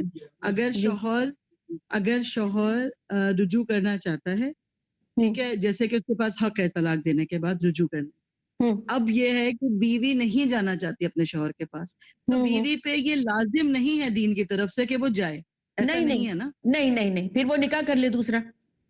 بھائی ہوتا ہے نا کہ اگر وہ نکاح نہیں بھی کرتی, لیٹس سے کہ بھائی رشتہ نہیں آیا اس کے بعد کوئی دوسرا, اور کچھ وقت گزرنے کے بعد نکاح کا وہ اپنے ماں باپ کے پاس رہ رہی ہے یا جو بھی اپنے کفیل کے ساتھ رہ رہی ہے, تو پھر وہ اپنا ٹائم اپنے کفیل کے ساتھ گزار سکتی ہے. اس کے لیے لازم نہیں ہے کہ اگر شوہر رجوع کرنا چاہ رہا ہے تو وہ بھی رجوع کرنا چاہے. نہیں, یہ لازم نہیں ہے, لیکن حق شوہر کے پاس ہے. لازم نہیں ہے, وہ بھائی بتائے کہ مجھے یہ تکلیف ہے, میں نہیں رہنا چاہتی, تو بات ختم. لیکن وہ جو ایک رجعی کا حق ہے نا, وہ شوہر کے پاس رہے گا, چاہے وہ 2 سال کے بعد پھر ریگریٹ کرے کہ چلو ایسی زندگی. بعض دفعہ ہوتا ہے نا کہ عورتیں بہت جذبات میں آ کے فیصلہ کر لیتی ہیں اور پھر میکے والے اس کو سکون سے نہیں رہنے دیتے. وہ ہے نا کنواری کھائے روٹی, بہائی کھائے بوٹی, وہ والی بات ہوتی ہے نا. صحیح بات ہے نا. تو بعض دفعہ ماں باپ بھی نہیں برداشت کرتے, بہن بھائی بھی نہیں برداشت کرتے اپنی طلاق یافتہ بہن کو. ان کے لیے وہ ایک کلنک کا ٹیکا بن جاتی ہے. اب کیا کرتی ہے وہ 1-2 سال کے بعد फील करती है कि, और उसको कोई अपना भी नहीं रहा होता, तो वो ये फील करती है कि भाई मुझे चले ही जाना चाहिए इज्जत के साथ, कुछ बातें उसकी बुरी हैं तो कुछ बातें मेरी भी तो बुरी हैं, तो हम दोनों निभा करके सही कर है। लेते हैं। तो वो 1 साल के बाद भी, 2 साल के बाद, 3 साल, और मैंने ये सुना था 15 साल, 10 साल, 6 साल रुजू कर सकते हैं 1 तलाक पे या 2 तलाक पे। सही है, ठीक है? ठीक है। ठीक है, और ठीक। अगर चाहे तो वो दूसरा निकाह भी कर सकती है 1 ही तलाक पर, फिर वो खत्म रिश्ता पहले शौहर से। जी, जी, अब ये चीज़ें बहुत अच्छी तरह क्लियर हो गई माशाअल्लाह। ठीक है ना, फिर वो खत्म हो गया, फिर वही हलाल आ जाएगा बीच में, अगर वो करना चाहे या उसका शौहर मर जाए और पीछे उसका पहला शौहर चाहता है कि आओ निकाह कर लो, तब वो कर सकती है। ठीक है, और हलाले का मकसद आप समझ लें, हलाला किसको कहते हैं कि औरत अपने पिछले शौहर से हलाल होने की खातिर किसी दूसरे शख्स से निकाह करे और निकाह करके ताल्लुक कायम करने के बाद तलाक ले ले, ये है हलाला। ये जायज नहीं है। हाँ, अगर हादसाती तौर पे ऐसा होता तो इस्लाम ने तो ये बता दिया साफ साफ कि औरत कर सकती है। ठीक है, अच्छा, अब क्या है, फाइन तलक़हा, हाँ अगर वो दूसरा शख्स भी इसे तलाक दे दे, फला जुनाहा, तो नहीं कोई, तो इन दोनों पर, अलैहिमा, इन दोनों पर कोई गुनाह नहीं, आई यतराजा, कि वो एक दूसरे के पास निकाह करके दोबारा वापिस आ जाएं, बशर्त ये कि ये गालिब गुमान हो कि अब वो अल्लाह की हुदूद पर कायम रखेंगे, अल्लाह की हुदूद कायम रखेंगे। तो अल्लाह की हुदूद का कायम रखने का क्या बात है कि वो यही सारी बात है कि यानी दूसरा शौहर खुद से तलाक दे तो फिर पहले शौहर से निकाह हो सकता है, रुजू कर सकता है। रुजू में दोबारा ये देखना होगा कि मकसद क्या हो, कि हुदूद अल्लाह से क्या मतलब है कि मकसद क्या हो कि एक दूसरे को निभाना हो, एक दूसरे की इस्लाह करनी हो और आपस में मिलके एक बेहतरीन शादीशुदा जिंदगी गुजारनी हो और अल्लाह की हुदूद को कायम रखते हुए मामलात करने हो। ये है कि हुदूद कायम रख सके। वतिलका हुदूदुल्लाह युबय्यिनु लिक़ौमिन यअलमून, कि ये है हुदूद अल्लाह की जो उन लोगों के लिए वाज़ा कर रहा है जो समझ रखते हैं, यानी ऐसे लोग जिनको इल्म हो कि इंसान निकाह और तलाक दोनों में अल्लाह की हुदूद को कायम रख सके। ऐसे लोग जो कि समझते हो कि तलाक की क्या हुदूद है, ऐसे लोग जो समझते हो निकाह की क्या हुदूद है, तो उनके लिए ये अल्लाह ताला ने आयात खोल खोल कर बयान कर दी हैं ताकि वो इन्हीं के तहत सारे मामलात तय करे। ठीक है, अच्छा,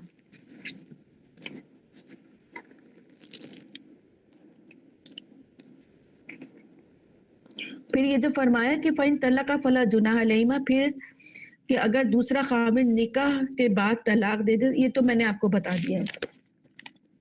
अच्छा, ये भी बता दिया है कि जो हुदूद अल्लाह पे कायम रखने वाले कौन है, जो अकल से काम रहते हैं, जिनके पास इल्म होता है, वो इस हुदूद की पासदारी करते हैं। अब हम पढ़ते हैं आयत नंबर 231 वइज़ा तल्लक़्तुमुन निसाअ फ़बलग़ना अजलहुन्ना फ़अमसिकुहुन्ना बिमारूफ़िन और तस्रीहुहुन्ना बिमारूफ़। वइज़ा, और जब, काफ़ी बड़ी आयत है, गौर से इसको देखें।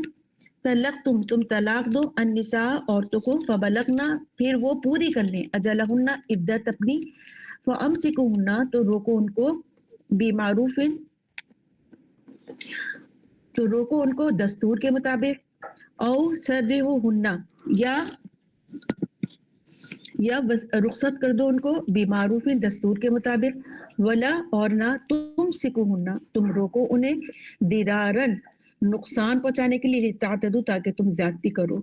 वमन यफ़अल ज़ालिका, और मन जो यफ़अल करेगा, ज़ालिका, ये फ़क़त, तो बेशक, ज़लमा, उसने जुल्म किया, नफ्सहु, अपनी ही जान पर, और ला, ना तत्तख़िज़ू, ठहराओ, आयातिल्लाही, अहकामुल्लाह को, हुज़ुवा, मजाक के तौर पे, बस्कुरू, और जिक्र करो, निअमत अल्लाही, अल्लाह की नेमत का, अलैकुम, जो तुम पर है, और मा, जो अनज़ला, उसने उतारा, अलैकुम, तुम पर, मिनल किताबी, کتاب سے، والحکمت اور حکمت سے، یعظکم وہ نصیحت کرتا ہے تمہیں بھی اس کی، واتقو اور ڈرو اللہ سے، وعلمو اور جان لو انا یعنی بے شک اللہ بکل شیء ہر چیز پر علیم جاننے والا ہے۔ اچھا، انا اور کا مطلب ہوتا ہے کہ، اور انا کا مطلب ہوتا ہے بے شک، اور جب بیچ میں انا آ جائے نا، ایک تو انا شروع میں آتا ہے، کسی بھی سینٹینس کے شروع میں آتا ہے، اور ایک آتا ہے بیچ میں، اس کا بھی مطلب بے شک ہی ہوتا ہے، لیکن سوری جو بیچ میں آتا ہے وہ انا کے ساتھ آتا ہے، اور جو شروع میں آتا ہے وہ انا کے ساتھ آتا ہے۔ خیر بہرحال، اچھا اب ہم اس کا رواں ترجمہ پڑھتے ہیں۔ جب تم نے عورتوں کو طلاق دے دی اور وہ اپنی عدت کے قریب پہنچ جائیں تو یا ان کو بھلائی کے ساتھ اپنی زوجیت میں رکھو یا انہیں بھلائی کے ساتھ چھوڑ دو، اور انہیں ستانے کی خاطر اس لیے روک کر نہ رکھو کہ ان پر ظلم کر سکو، اور جو شخص ایسا کرے گا وہ خود اپنی جان پر ظلم کرے گا، اور اللہ کی آیتوں کو مذاق مت بناؤ۔ اللہ اکبر، بار بار جب یہ پڑھتی ہوں نا تو واقعی ہم لوگوں نے طلاق کو، نکاح کو کھیل بنا کے رکھا ہوا ہے۔ اللہ کی آیتوں کا مذاق مت بناؤ، اور اللہ نے تم پر جو اپنے انعام فرمایا ہے اسے، اور تم پر جو کتاب اور حکمت کی باتیں تمہیں نصیحت کرنے کے لیے نازل کی ہیں انہیں یاد رکھو، اور اللہ سے ڈرتے رہو، اور جان رکھو کہ اللہ ہر چیز کو خوب جانتا ہے۔ اچھا جناب،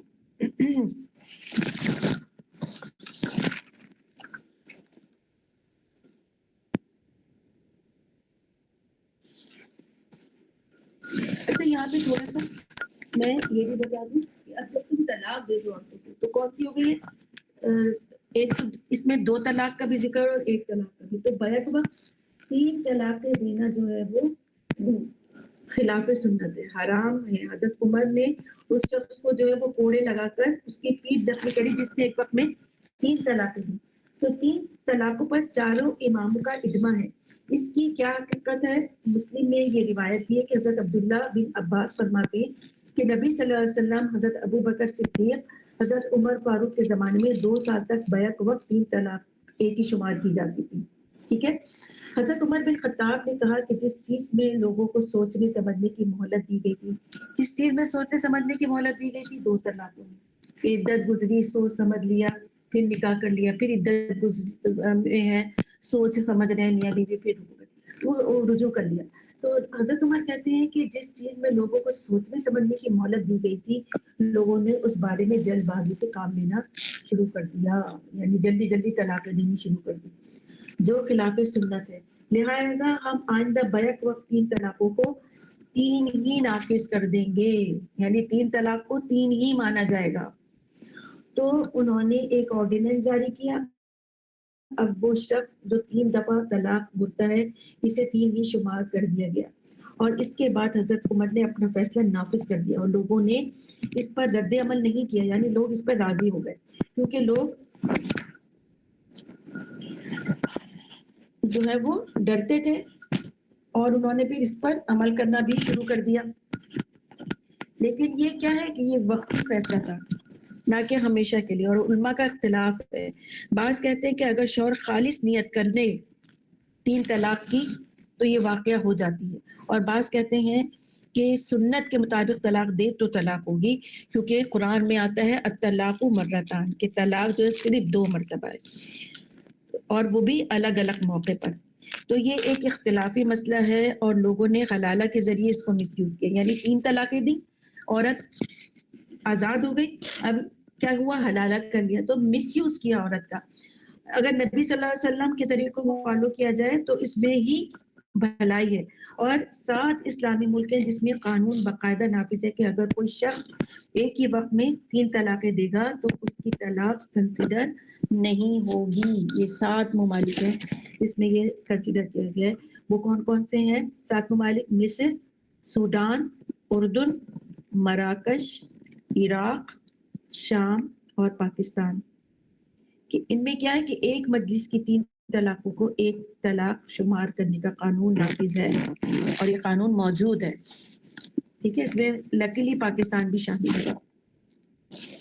اور خاص طور پہ یہ جو اہل حدیث والے ہیں نا، ان کے آپ جائیں تو وہ تو سیدھے سیدھے اس طلاق کو کینسل کر دیتے ہیں جو کہ ایک وقت میں 3 طلاقیں دی گئی ہوں.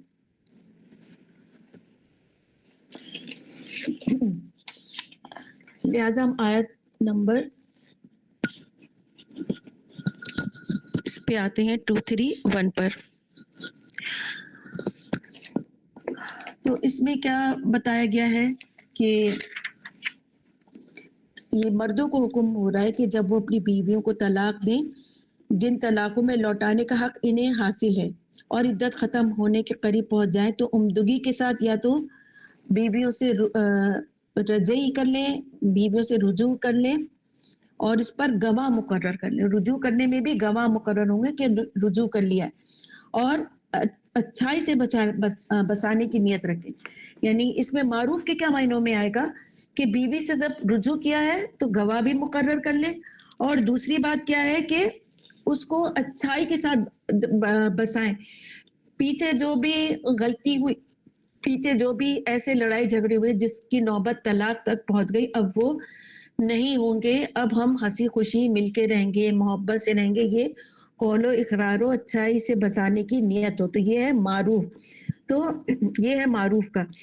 لیکن اگر اس کو چھوڑنا ہے تو اس کو بھی احسان کے ساتھ چھوڑنا ہوگا. یہ ہے خوبصورتی اسلام کی کہ اس کو طلاق دے کے رخصت کرتے وقت بھی احسان کے ساتھ چھوڑ دو.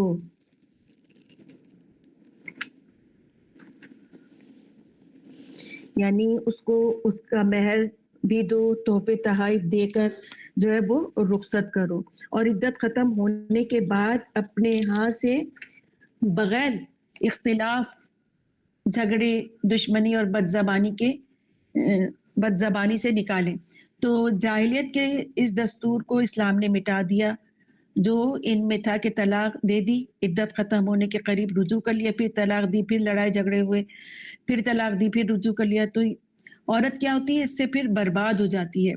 نہ وہ سہاگن رہتی ہے اور نہ وہ طلاق یافتہ، کہ بھئی رجوع کر لیا تو پھر طلاق یافتہ بھی نہیں.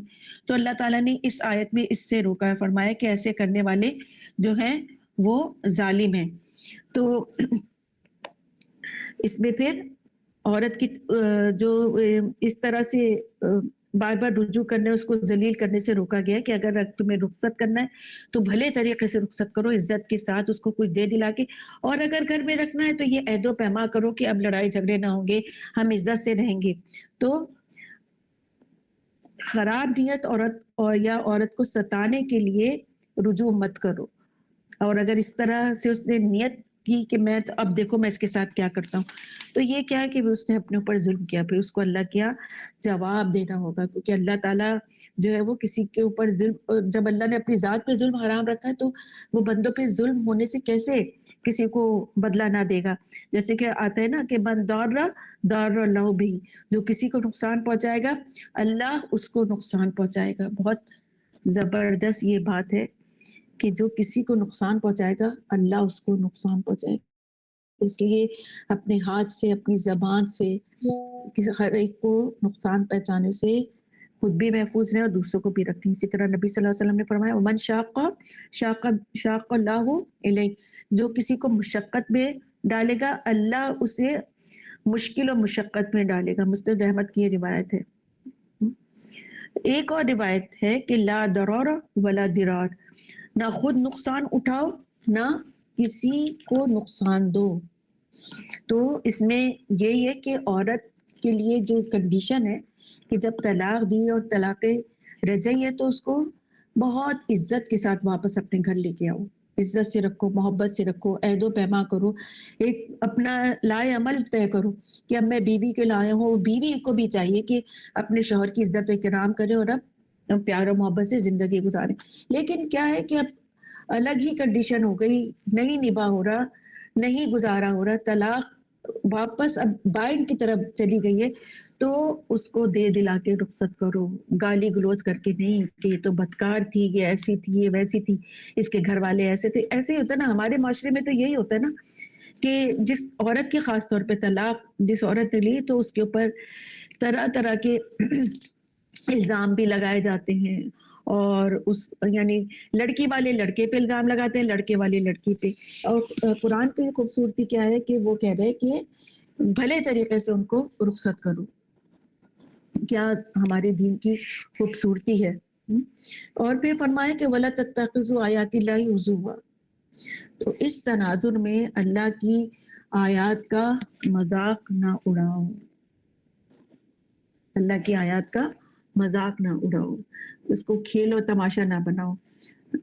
تو اس میں ایک مرتبہ رسول صلی اللہ علیہ وسلم عشری قبیلے پر ناراض ہوئے تو حضرت ابو موسیٰ اشعری نے حضور صلی اللہ علیہ وسلم نے خدمت حاضر ہو کر سبب دریافت کیا. آپ صلی اللہ علیہ وسلم نے فرمایا کیوں یہ لوگ کہہ دیا کرتے کہ میں نے طلاق دی، میں نے رجوع کیا. یاد رکھو مسلمانوں کی یہ طلاقیں نہیں، عورتوں کی عدت کے مطابق طلاقیں دو. یہ بھی کہا گیا کہ یہ وہ شخص ہے جو بلا وجہ طلاق دے اور عورت کو نقصان پہنچانے کے لیے اور اس کی عدت لمبی کرنے کے لیے رجوع کرتا چلا جائے. یعنی عورت کو تنگ کرنے کے لیے اس سے رجوع کر رہا ہے، پھر طلاق دے رہا ہے، پھر رجوع کر رہا ہے. تو ایسا نہیں کرو. تو اسی طرح فرمایا ابن عباس فرماتے ہیں ایک شخص نے اپنی بیوی کو طلاق دی، پھر کہہ دیا کہ میں نے تو مذاق کیا تھا. اس پر یہ آیت اتری. حضور صلی اللہ علیہ وسلم نے فرمایا کہ طلاق ہو گئی. یعنی حسن بصری فرماتے ہیں کہ لوگ طلاق دے دیتے ہیں، آزاد کر دیتے ہیں، نکاح کر لیتے ہیں، پھر کر دیتے ہیں کہ ہم نے بطور دل لگی یہ کہا تھا. تو اس پر یہ آیت اتری کہ تم جو ہو ایسا مت کرو، اگر رکھنا ہے تو عزت سے اور رخصت کرنا ہے تو بھی عزت سے. حضور صلی اللہ علیہ وسلم نے فرمایا جو طلاق دے یا غلام آزاد کرے یا نکاح کرے یا کرا دے، خواہ پختگی کے ساتھ ہو یا ہنسی مذاق میں، وہ ہو گیا. یعنی مذاق میں کہہ دیا طلاق تو وہ ہو گئی، مذاق میں نکاح کا پورا وہ ہے اور ہاں کہہ دیا تو وہ نکاح ہو گیا. اسی طرح کسی غلام نے، کسی سردار نے کہا کہ غلام آزاد کر دیا تو وہ ہو گیا. یعنی فعل جو یہ مذاق میں بھی ہو جاتے ہیں. تو بہت جو ہے وہ اس میں دیکھ بھال کرنی چاہیے. یہ 3 ایسی چیزیں کہ پکے ارادے سے ہوں تو وہ ثابت ہو جائیں گی. وہ کون کون سی ہے؟ نکاح، طلاق اور رجعت. یہ 3 چیزیں ایسی ہیں، یعنی نکاح بھی ہو جائے گا، طلاق بھی ہو جائے گی اور رجعت بھی ہو جائے گی. تو بہرحال یہ جو 3 اوپر کی چیزیں بھی جو بتائی گئی نا کہ طلاق دینا، غلام آزاد کرنا اور نکاح، یہ 3 چیزیں یہ خواہ پختگی میں ہو یا ہنسی مذاق میں یہ رائج ہو جاتی ہیں. لہٰذا ان میں بہت زیادہ جو ہے وہ احتیاط کرنی چاہیے اور اللہ کی آیات کو جو ہے وہ مذاق نہیں بنا لینا چاہیے.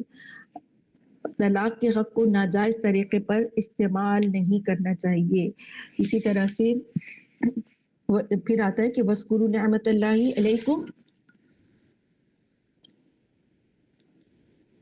اور یاد کرو اللہ کی نعمت کو جو تم پر ہے. کون سی نعمت؟ یہ ساری نعمتیں اللہ تعالیٰ نے جو حدود قائم کی ہیں، یہ اتنی اچھی تمام حدود طلاق اور اس کے متعلق قائم کی گئی ہیں، اس کو یاد کرتے رہو. اللہ کی جو اور نعمت جو اس نے تمہیں خاندانی ایک نظام دیا اس تناظر میں، اگر ہم طلاق کے تناظر میں دیکھیں تو ایک قیمتی اور خوشیوں سے بھرپور خاندانی نظام اللہ تعالیٰ نے جو ہمیں دیا، یہ بھی بہت بڑی نعمت ہے. تو اس پہ اللہ کا شکر کرو. اور فرمایا کہ اور تم پر جو کتاب اور حکمت کی باتیں تمہیں نصیحت کرنے کے لیے نازل کی ہیں انہیں یاد رکھو. یعنی یعظو کی وہ نصیحت کرتا ہے تمہیں، یعنی اللہ تمہیں نصیحت کرتا ہے کس کے ذریعے سے؟ اس کتاب کے ذریعے سے جو اللہ نے نازل کیا، اور حکمت یعنی جو اللہ کی طرف سے حکمت یا رسول صلی اللہ علیہ وسلم کے قوانین کے ذریعے سے جو حکمت اور احادیث کے ذریعے سے جو حکمت بتائی گئی ہیں، حدود اللہ میں، طلاق کے تناظر میں، نکاح کے تناظر میں، خلا کے تناظر میں، اور سو کالڈ حلالہ جو ہم کہتے ہیں اس کے تناظر میں. تو جو اللہ تعالیٰ نے بتائی گئی ہیں اس پر یقین رکھو اور اس پر عمل کرو. اور یاد رکھو واتقوا اللہ، اور اللہ سے ڈرتے رہو. کیوں ڈرتے رہو؟ کیونکہ وہ سب کچھ جانتا ہے. وَاعْلَمُوا، اور جان لو، ان اللہ بِكُلِّ شَيْءٍ عَلِيمٌ، کہ اللہ ہر چیز کو جاننے والا ہے، ہر چیز کو جاننے والا ہے. جیسے کہ سورہ آل عمران میں آتا ہے نا کہ ان اللہ لا یخفی علیہ شیء فی الارض ولا فی السماء، کہ اللہ تعالیٰ سے آسمان و زمین میں کوئی چیز چھپی ہوئی نہیں ہے. تم طلاق کی نیت کیا رکھتے ہو, نکاح کی کیا رکھتے ہو, بیوی کو رجوع کرنے کی نیت, حلالہ کی خاص طور پہ کیا بدنیتی ہے تمہاری, اللہ تعالیٰ ہر چیز کو جانتے. وَعْلَمُوا جہاں آتا ہے نا, وَعْلَمُوا, یہ بڑا مجھے تو ایک تنبیہ ہی اللہ تعالیٰ کا یہ بیان لگے کہ جان لو کہ اللہ سب کچھ جانتا ہے. اللہ کیا ہے, ان اللہ بکل شیء علیم, کہ اللہ تعالیٰ ہر چیز پر نظر رکھنے والا ہے, ہر چیز کو جاننے والا ہے اور قدرت رکھنے والا ہے. پھر آیت نمبر 232 وَإِذَا طَلَقْتُمُ النِّسَاءَ فَبَلَغْنَ أَجَلَهُنَّ فَلَا تَعْضُلُوهُنَّ أَن يَنكِحْنَ أَزْوَاجَهُنَّ إِذَا تَرَضَوْا بَيْنَهُم بِالْمَعْرُوفِ. یہاں پہ تھوڑا سا میں یہ بھی بتا دوں کہ میں کیونکہ جلدی میں پڑھ رہی ہوتی ہوں تو تجوید کے قوانین تھوڑے سے بریک ہو رہے تھے محض اس لیے کہ آپ کو اردو میں زیادہ سے زیادہ بتایا جا سکے. اور اذا جب طلقتم تم طلاق دو النساء عورتوں کو فبلغنا پھر وہ پوری کر لیں اجلہن اپنی مدت یعنی عدت تو لا نہ تعدلہن روکو انہیں ان کے ینکحنا وہ نکاح کریں ازواجہن خاوند اپنے اذا جب تردو وہ راضی ہوں بینہم آپس میں بالمعروف دستور کے مطابق. ذالکا یہ یوعظو نصیحت کی جاتی ہے بھی اس سے من جو کانا ہو منکم تم میں سے یؤمنو ایمان رکھتا باللہ اللہ پر والیومل اور آخر اور آخرت کے دن پر. ذالکم یہی ازکا زیادہ ستھرا ہے یعنی صاف ستھرا ہے لکم تمہارے لیے واطہر اور زیادہ پاکیزہ ہے. واللہ اور اللہ یعلم جانتا ہے اور انتم تم لا تعلمون تم نہیں جانتے. رواں ترجمہ پڑھ لیتے ہیں. اور جب تم نے عورتوں کو طلاق دے دی ہو اور اپنی عدت پہنچ جائیں اور وہ اپنی عدت کو پہنچ جائیں تو اے میکے والوں یعنی جو اس کے قریب کے لوگ ہیں انہیں اس بات سے منع نہ کرو کہ وہ اپنے پہلے شوہروں سے دوبارہ نکاح کریں بشرطیہ کہ وہ بھلائی کے ساتھ ایک دوسرے سے راضی ہو گئے ہوں. ان باتوں کی نصیحت تم میں سے ان لوگوں کو کی جا رہی ہے جو اللہ اور یوم آخرت پر ایمان رکھتے ہیں.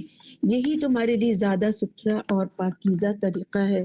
اللہ جانتا ہے اور تم نہیں جانتے. اب اس آیت میں عورتوں کے ولی اور وارثوں کو ممانت ہو رہی ہے کہ اگر وہ پچھلے شوہر کی طرف لوٹ جانا چاہیں تو اس میں رکاوٹ نہ ڈالو. اور کسی عورت کو طلاق ہو جائے عدت بھی گزر جائے پھر میاں بیوی راضی ہو کے نکاح کر لیں تو انہیں مت روکو. ایک یہ بات ہوگی یعنی پچھلے شوہروں کی طرف لوٹنا چاہیں تو انہیں مت روکو. اور دوسری بات کیا ہو گئی کہ اگر وہ کہیں شادی کرنا چاہیں تو انہیں مت روکو. یہ وجیہ والی بات کرن والی بات کہ اگر وہ عدت گزرنے میں کے بعد دوسری جگہ شادی کرنا چاہ رہی ہیں تو انہیں مت روکو. یہ دو باتیں ہو گئی اس میں.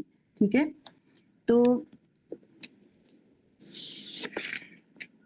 یعنی ایک طرح سے یہ سمجھیے کہ اس میں جو ہے وہ اجازت نکاح میں اجازت لینا ضروری ہے اور رضامندی طلب کرنا ضروری ہے عورت سے بھی اور مرد سے بھی. بخاری میں آتا ہے کہ لا تنکح الایام حتی تستعمر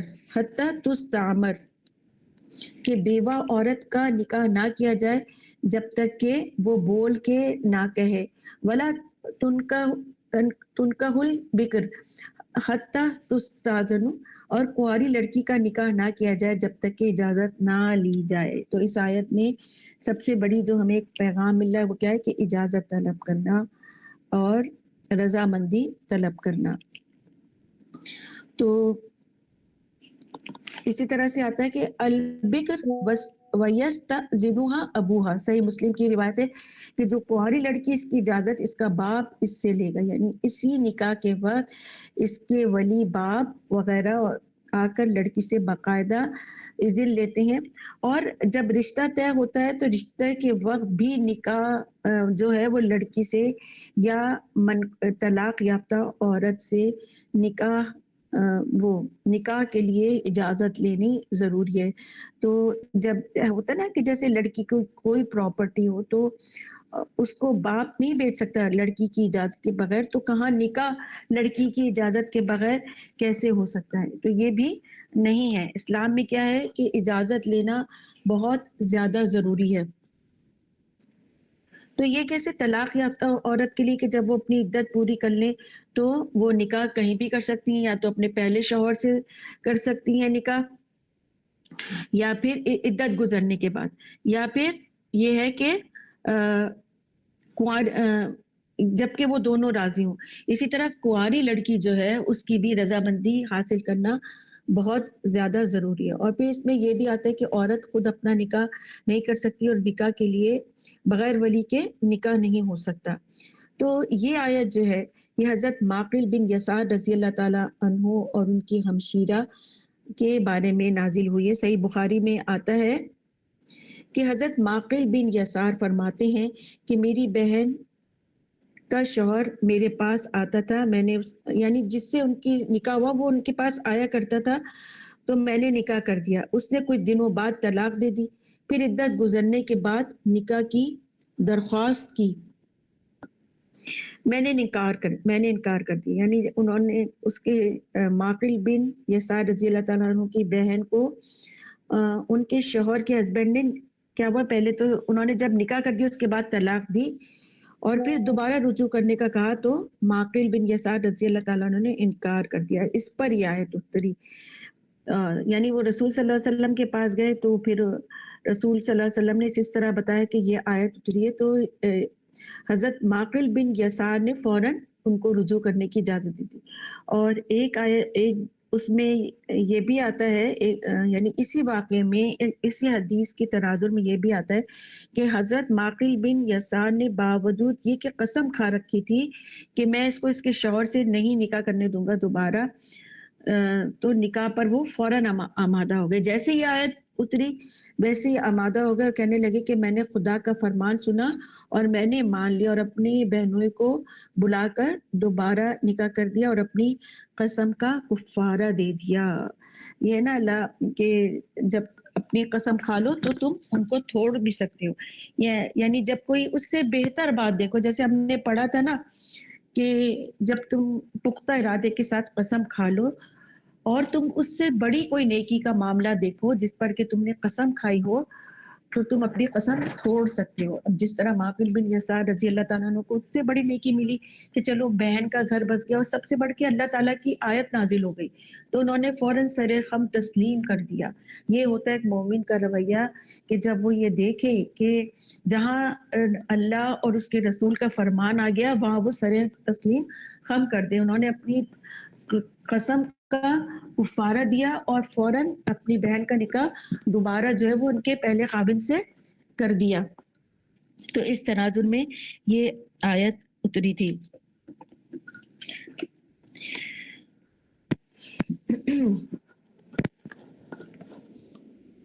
بشرا خالہ, یہاں میرا ایک سوال ہے. جی جی. یہ جو نکاح دوبارہ ہوگا یہ پورے حق مہر اور وہ ساری چیزوں کے ساتھ ہی ہوگا نا؟ نکاح تو اسی کنڈیشن میں ہوتا ہے نا. جی جی ٹھیک. نکاح کے لیے تو مہر ضروری ہے کرنا, اور بعض دفعہ یہ بھی ابھی ہم آگے بھی پڑھیں گے کہ بعض دفعہ یہ بھی ہوتا ہے. ہاں اب اگر اس کی بھی کنڈیشن ہے کرن کہ کیونکہ یہ ایک طلاق ہوئی ہے, طلاق رہ جائے, اب اس کو سوچنے کا بھی وقت ملا, تو کیا پتا اس نے اپنا مہر نہ لیا ہو عورت نے, ٹھیک ہے نا. اگر مہر لے لیا ہے تو پھر تو میرے خیال سے مہر طے نہیں ہوگا, کیونکہ طلاق بائن میں یہ ہوتا ہے کہ سب کچھ وہ بوریا بستر لپیٹ کے مہر وہر لے کے یہ سب کچھ کر کر آ کے جو ہے وہ عورت رخصت ہو جاتی ہے. لیکن پھر اس میں جب نکاح ہو رہا ہے تو یا تو وہی پہلا مہر برقرار رہے گا جو تھا, وہ ابھی مرد نے ابھی طے نہیں کیا, یا پھر یہ کہ اگر اس نے دے دیا ہے عورت کو تو پھر شاید ہو سکتا ہے کہ رجوع کرنے میرے خیال سے دوسرا نہ ہو. واللہ عالم, اس کی مجھے صحیح سے تفصیل. پہلا والا ہی جو نکاح میں ہوا تھا نا وہی رہے گا, وہی رہے گا, وہ تو رہے گا. لیکن اگر اس ارادے سے کہ عورت نے لے لیا ہو, خرچ کر لیا ہو, فرض کریں بہت سے شوہر جو ہے نا اسی رات مہر دے دیتے ہیں, عورتیں خرچ بھی کر لیتی ہیں, اب کیا ہوگا؟ اب تو طے ہوگا نا مہر. وہ تو مہر دے چکا نا, اس کی تو ذمہ داری ختم ہو گئی نا. نہیں شب و خالہ, میرا سوال یہ ہے کہ یہاں پر جو تجدید ہو رہی ہے نا, مگر دوبارہ نکاح ہو رہا ہے نا, تو دوبارہ میرا اپنا سوچ یہ ہے کہ دوبارہ نکاح کرنے کا مقصد ہی یہی ہے کہ تھوڑی سی ایک ہلا دینے والی بات ہوتی ہے کہ دونوں ہی ہل جائیں. ایک تو مہر کی اوبلیگیشنز بھی آ جائیں گی, پھر یہ بھی آ جائے گا, تو دونوں کو ایک تنبیہ ہوتی ہے کہ بھئی آسان نہیں ہے دوبارہ نکاح کرنا. یہ دوبارہ قبول ہے کہہ دینا تو آسان بات ہے, لیکن آپ جب حق مہر یا پوری اس کے ساتھ ہوں گے, یہ مجھے اس میں پوچھنا تھا. رجائی میں گواہ بھی ہوں گے, یعنی یہ میں نے پڑھا ہے کہ اس میں گواہ بھی, رجوع کرنے پر گواہ بھی ہوں گے, لیکن مہر کا اب تک میں نے معاملہ نہیں پڑھا. یہ دیکھنا پڑے گا دوبارہ نکاح میں. ٹھیک ہے, بہت بڑی وہ ہے کہ اس واقعی اللہ نہ کرے اگر کسی پہ کبھی یہ وقت ہو تو بہت سوچ سمجھ کے اور کسی بہت ہی بڑے عالم سے اور اس سے سارے جی صحیح بات ہے نا. جبھی تو نکاح کو اتنا کہا ہے نا, نکاح کو آسان بناؤ. ہم لوگ نکاح کو ہی مشکل بنا رہے ہیں. اچھا, تو انہوں نے کیا کیا, معقل بن یسار نے قسم توڑ کر کفارہ دے دیا, یعنی وہ نیکی جو ہے وہ کر گزرے جو کہ اس قسم سے بھی بڑی تھی, تو انہوں نے کفارہ دے دیا. تو یہ اس آیت کی دلیل ہے کہ لا تجل اللہ عردۃ لایمانکم, کہ اللہ کو نشانہ نہ بناؤ اپنی قسموں کے لیے, یعنی اپنی قسموں کو نہ توڑو کسی کہ تم اصلاح نہ کرو گے, تم نیکی نہیں کرو گے. تو انہوں نے یہ نیکی کی. اور بعض دفعہ یہ ہوتا ہے کہ لڑکا لڑکی کی رضامندی ہوتی ہے, مگر کیا ہوتا ہے خاندان والے یہ سوچ کر نہیں کرتے کہ ان دونوں کی پسند کرنے کی ہمت کیسے ہوئی. ہوتا ہے نا بعض دفعہ لڑکا کہہ دیتا ہے مجھے اپنی فلاں کزن پسند ہے, اس سے نکاح کر دے. اب کیا بات کہ لڑکی کے ماں باپ اور لڑکے کے ماں باپ میں آپس میں انبن ہے, یا یہ کہ کہیں محلے میں کسی کے آنا جانا ہے اور بھائی کہا کہ یہ پسند ہے, اب ان میں آپس میں انبن ہے, کہیں سے کوئی انٹرسٹ, تو اس میں جو ہے نا اختلافات کو بلائے طاق رکھ کے یا ان سب چیزوں کو یہ سوچنا چاہیے کہ لڑکے اور لڑکی کی آپس میں کیا رضامندی ہے. تو رضامندی لینا جو ہے وہ بہت زیادہ ضروری ہے. اور پھر اس میں یہی ہوتا ہے کہ پھر لڑکے لڑکیاں کیا کرتے ہیں, بھاگ کے شادیاں کر لیتے ہیں, کورٹ میرج کر لیتے ہیں. کورٹ میرج کا کیا ہے, دین کے لحاظ سے تو کوئی اس کا تعلق نہیں ہے, تو وہ پھر نکاح کیسا ہوگا. تو یہی نا آج کل عزت کے نام پہ کتنے میاں بیویوں کو مارا جا رہا ہے, اور کسی کی الگ برادری میں شادی ہو جائے کسی کی دوسری برادری میں, تو وہ اپنی انا کا مسئلہ بنا کے دونوں میاں بیوی کو قتل کر دیتے. کتنے بڑے بڑے ایسے واقعے ہم لوگ دیکھتے رہتے ہیں. اس میں یہ ایک واقعہ بھی آتا ہے کہ حضرت حفصہ بنت خزام کہتی ہیں کہ میرے باپ نے میرا نکاح کرنا چاہا جبکہ میں سیبہ تھی. سیبہ سے مطلب یہ کہ شادی شدہ تھی, طلاق یافتہ. تو سیبہ ایسی عورت ہوتی ہے جو یا تو شادی شدہ ہو یا طلاق یافتہ ہو, ٹھیک ہے, یا پھر شوہر فوت ہو گیا. میں اس نکاح کو پسند نہیں کرتی تھی. آخر میں رسول صلی اللہ علیہ وسلم کے پاس آئی تو آپ صلی اللہ علیہ وسلم نے باپ کے کیے ہوئے نکاح کو فسخ کر دیا, یعنی توڑ دیا آپ نے وہ نکاح, کہ جب وہ بیٹی راضی نہیں ہے اس نکاح میں تو وہ نکاح پھر کیسے قائم ہو سکتا ہے. تو اس سے کیا معلوم ہوتا ہے کہ جبرن نکاح نہیں کیا جا سکتا. بہت سے لوگ ہوتے ہیں نا کہ جبرن جو ہے وہ بچی سے کہلوا دیتے ہیں یا اس کی گردن پیچھے سے ہلا دیتے ہیں, تو یہ نکاح ہی نہیں ہوا. پھر رسول صلی اللہ علیہ وسلم نے اس نکاح کو فسخ کر دیا. تو پھر اسی طرح سے مزید آتا ہے ذالک یعظ بہ من کان منکم یؤمن باللہ والیوم الآخر. ان باتوں کی نصیحت تم میں سے ان لوگوں کو کی جا رہی ہے جو اللہ اور یوم آخرت پر ایمان رکھتے ہیں. کتنی بڑی بات ہے یہ کہ ایسے لوگوں کا تعلق جو یہ تمام حدود اللہ کو اپناتے ہیں. وہ کون سے لوگ ہوتے ہیں, ایمان والے. وہ کون سے لوگ ہوتے ہیں, جو آخرت پر یقین رکھتے ہیں. تو یہ نصیحت اور واعظ ان کے لیے ہے جن کا شریعت پر ایمان ہو, اللہ کا ڈر ہو اور قیامت کا خوف ہو. انہیں چاہیے کہ اپنی ولایت میں جو عورتیں ہوں انہیں ایسی حالت میں نکاح سے نہ روکیں.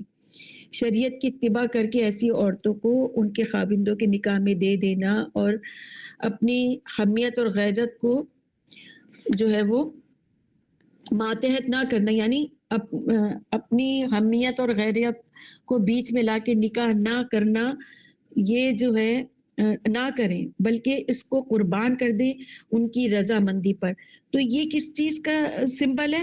اسکا لکم وادھر، کہ یہ تمہارے لیے زیادہ پاکیزہ ہے، یہ تمہارے لیے زیادہ صاف ستھرا ہے کہ تم اپنی حمیت کو بیچ میں، اپنی غیرت کو بیچ میں نہ لاؤ، مگر ان کی رضامندی کی خاطر تم ایسا کر گزرو کہ ان کا نکاح ہو جائے. تو یہ زیادہ پاکیزہ عمل ہے. یہ جو ہے ذالک اسکا لکم وطہر، کہ یہ تمہارے لیے زیادہ پاکیزہ اور صاف ستھرا عمل ہے. تو وہ کون سی چیز ہے کہ ایک جائز معلوم طریقے سے ہونے والے نکاح میں رکاوٹ نہ ڈالنا کیا ہے؟ اسکا اور اطہر ہے. سمجھ میں آ رہی ہے بات؟ کہ ایک جائز معلوم طریقے سے جو نکاح ہو رہا ہے اس میں رکاوٹ نہ ڈالیں، تو یہ پاکیزگی ہے. یعنی اسکا بہت زیادہ صاف، اطہر بہت زیادہ پاکیزہ. سپرلیٹو ڈگری میں یہ دونوں الفاظ آئیں کہ یہ بہت پاکیزہ عمل ہے. اور شوہر اور بیوی کی، لڑکے اور لڑکی کی رضامندی سے شادی کرنا، یہ بھی اسکا لکم و اطہر ہے. اور پسند کی شادی کوئی جرم نہیں، گناہ نہیں ہے، بشرط یہ کہ اس میں حدود اللہ کا خیال رکھا جائے. یہ نہیں کہ لڑکا اور لڑکیوں کا چھپے ہو کے دوستیاں کرنا اور ان آپس میں چیٹنگ اور یہ سب چیزیں یہ نہ ہو.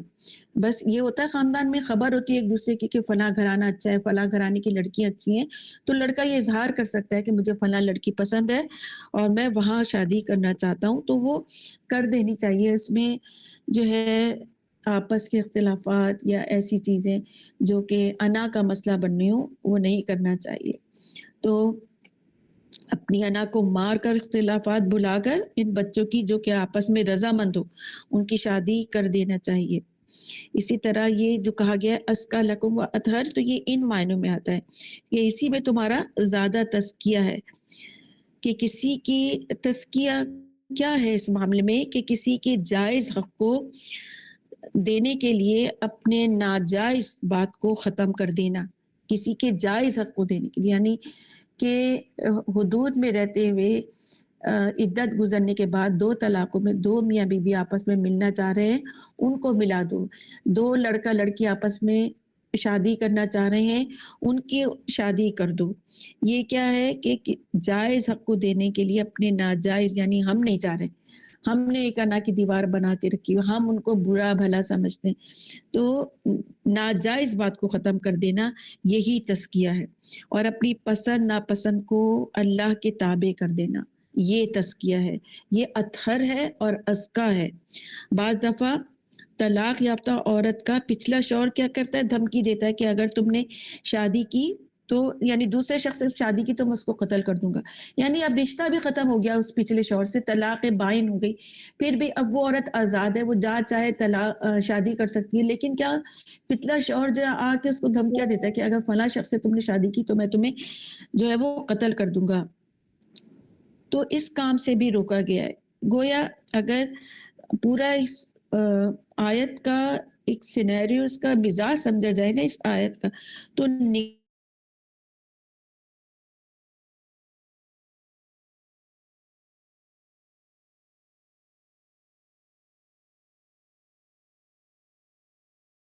ہوتا ہے نا بعض دفعہ لڑکے کی، یہ بھی آپس میں میکے والے بہت انوالو ہوتے ہیں کہ لڑکا نان نفقہ پورا نہیں دے رہا، یا یہ کہ کچھ پیسے کم ہے یا معاشی پرابلم ہے.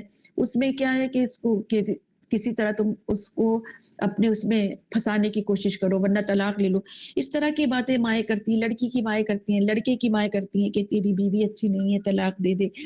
تو نکاح کو توڑنے کی سازشیں اور چالیں، یہ سب انتہائی ناپسندیدہ کام ہے.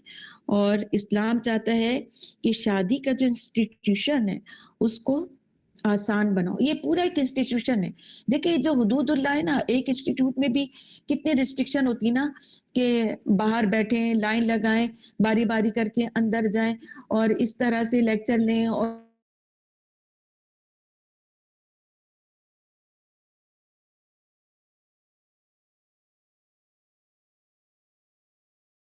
سے جائز کام ہے. تو اس کا لب لباب کیا ہے کہ شادی کے انسٹیٹیوشن کو آسان بناؤ, سنجیدہ بناؤ, نبھانے اور بامقصد طریقوں کو سپورٹ کرو.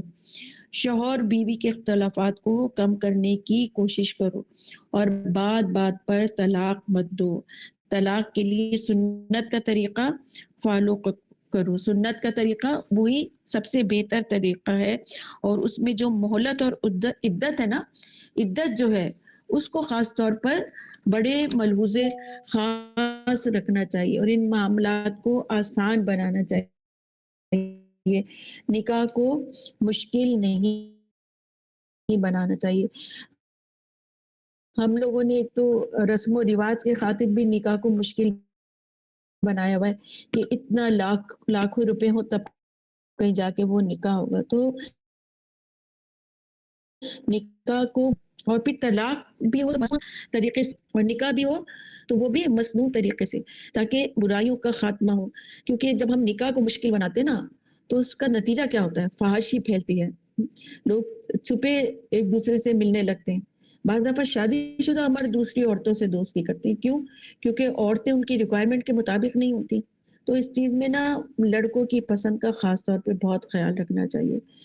پھر یہ ہے کہ عورت کو بھی مرد کی جو خوشی ہے, جو اس کا مزاج ہے, اس میں بدل جانا چاہیے, ورنہ پھر اس طرح سے فحاشی جنم لیتی ہے, زناکاری جنم لیتی ہے. تو نکاح اور حدود اللہ کو قائم رکھنے کے لیے پھر ان سب چیزوں کا خاتمہ ہوتا ہے, ان برائیوں کا خاتمہ ہوتا ہے کہ اگر ان پر صحیح طور پہ عمل کیا جائے. ورنہ کیا ہوتا ہے کہ ان برائیوں کا خمیازہ جو ہے وہ نسلیں بھگتتی ہیں, اور یہ جو چھپی دوستیاں ہوتی ہیں, آشنائیاں ہوتی ہیں, زناکاری ہوتی ہے, اس سے پورے ایک حسب نسب پر فرق پڑتا ہے. ایک پورا حسب نسب اس کی زد میں آ جاتا ہے اور زندگی جو ہے وہ متاثر ہو کے رہ جاتی ہے. لہٰذا اللہ سے دعا ہے کہ ہم سب کو نکاح جو ہے وہ کی سنت اور طلاق کی سنتوں پہ عمل کرتے ہوئے اس معاشرے کو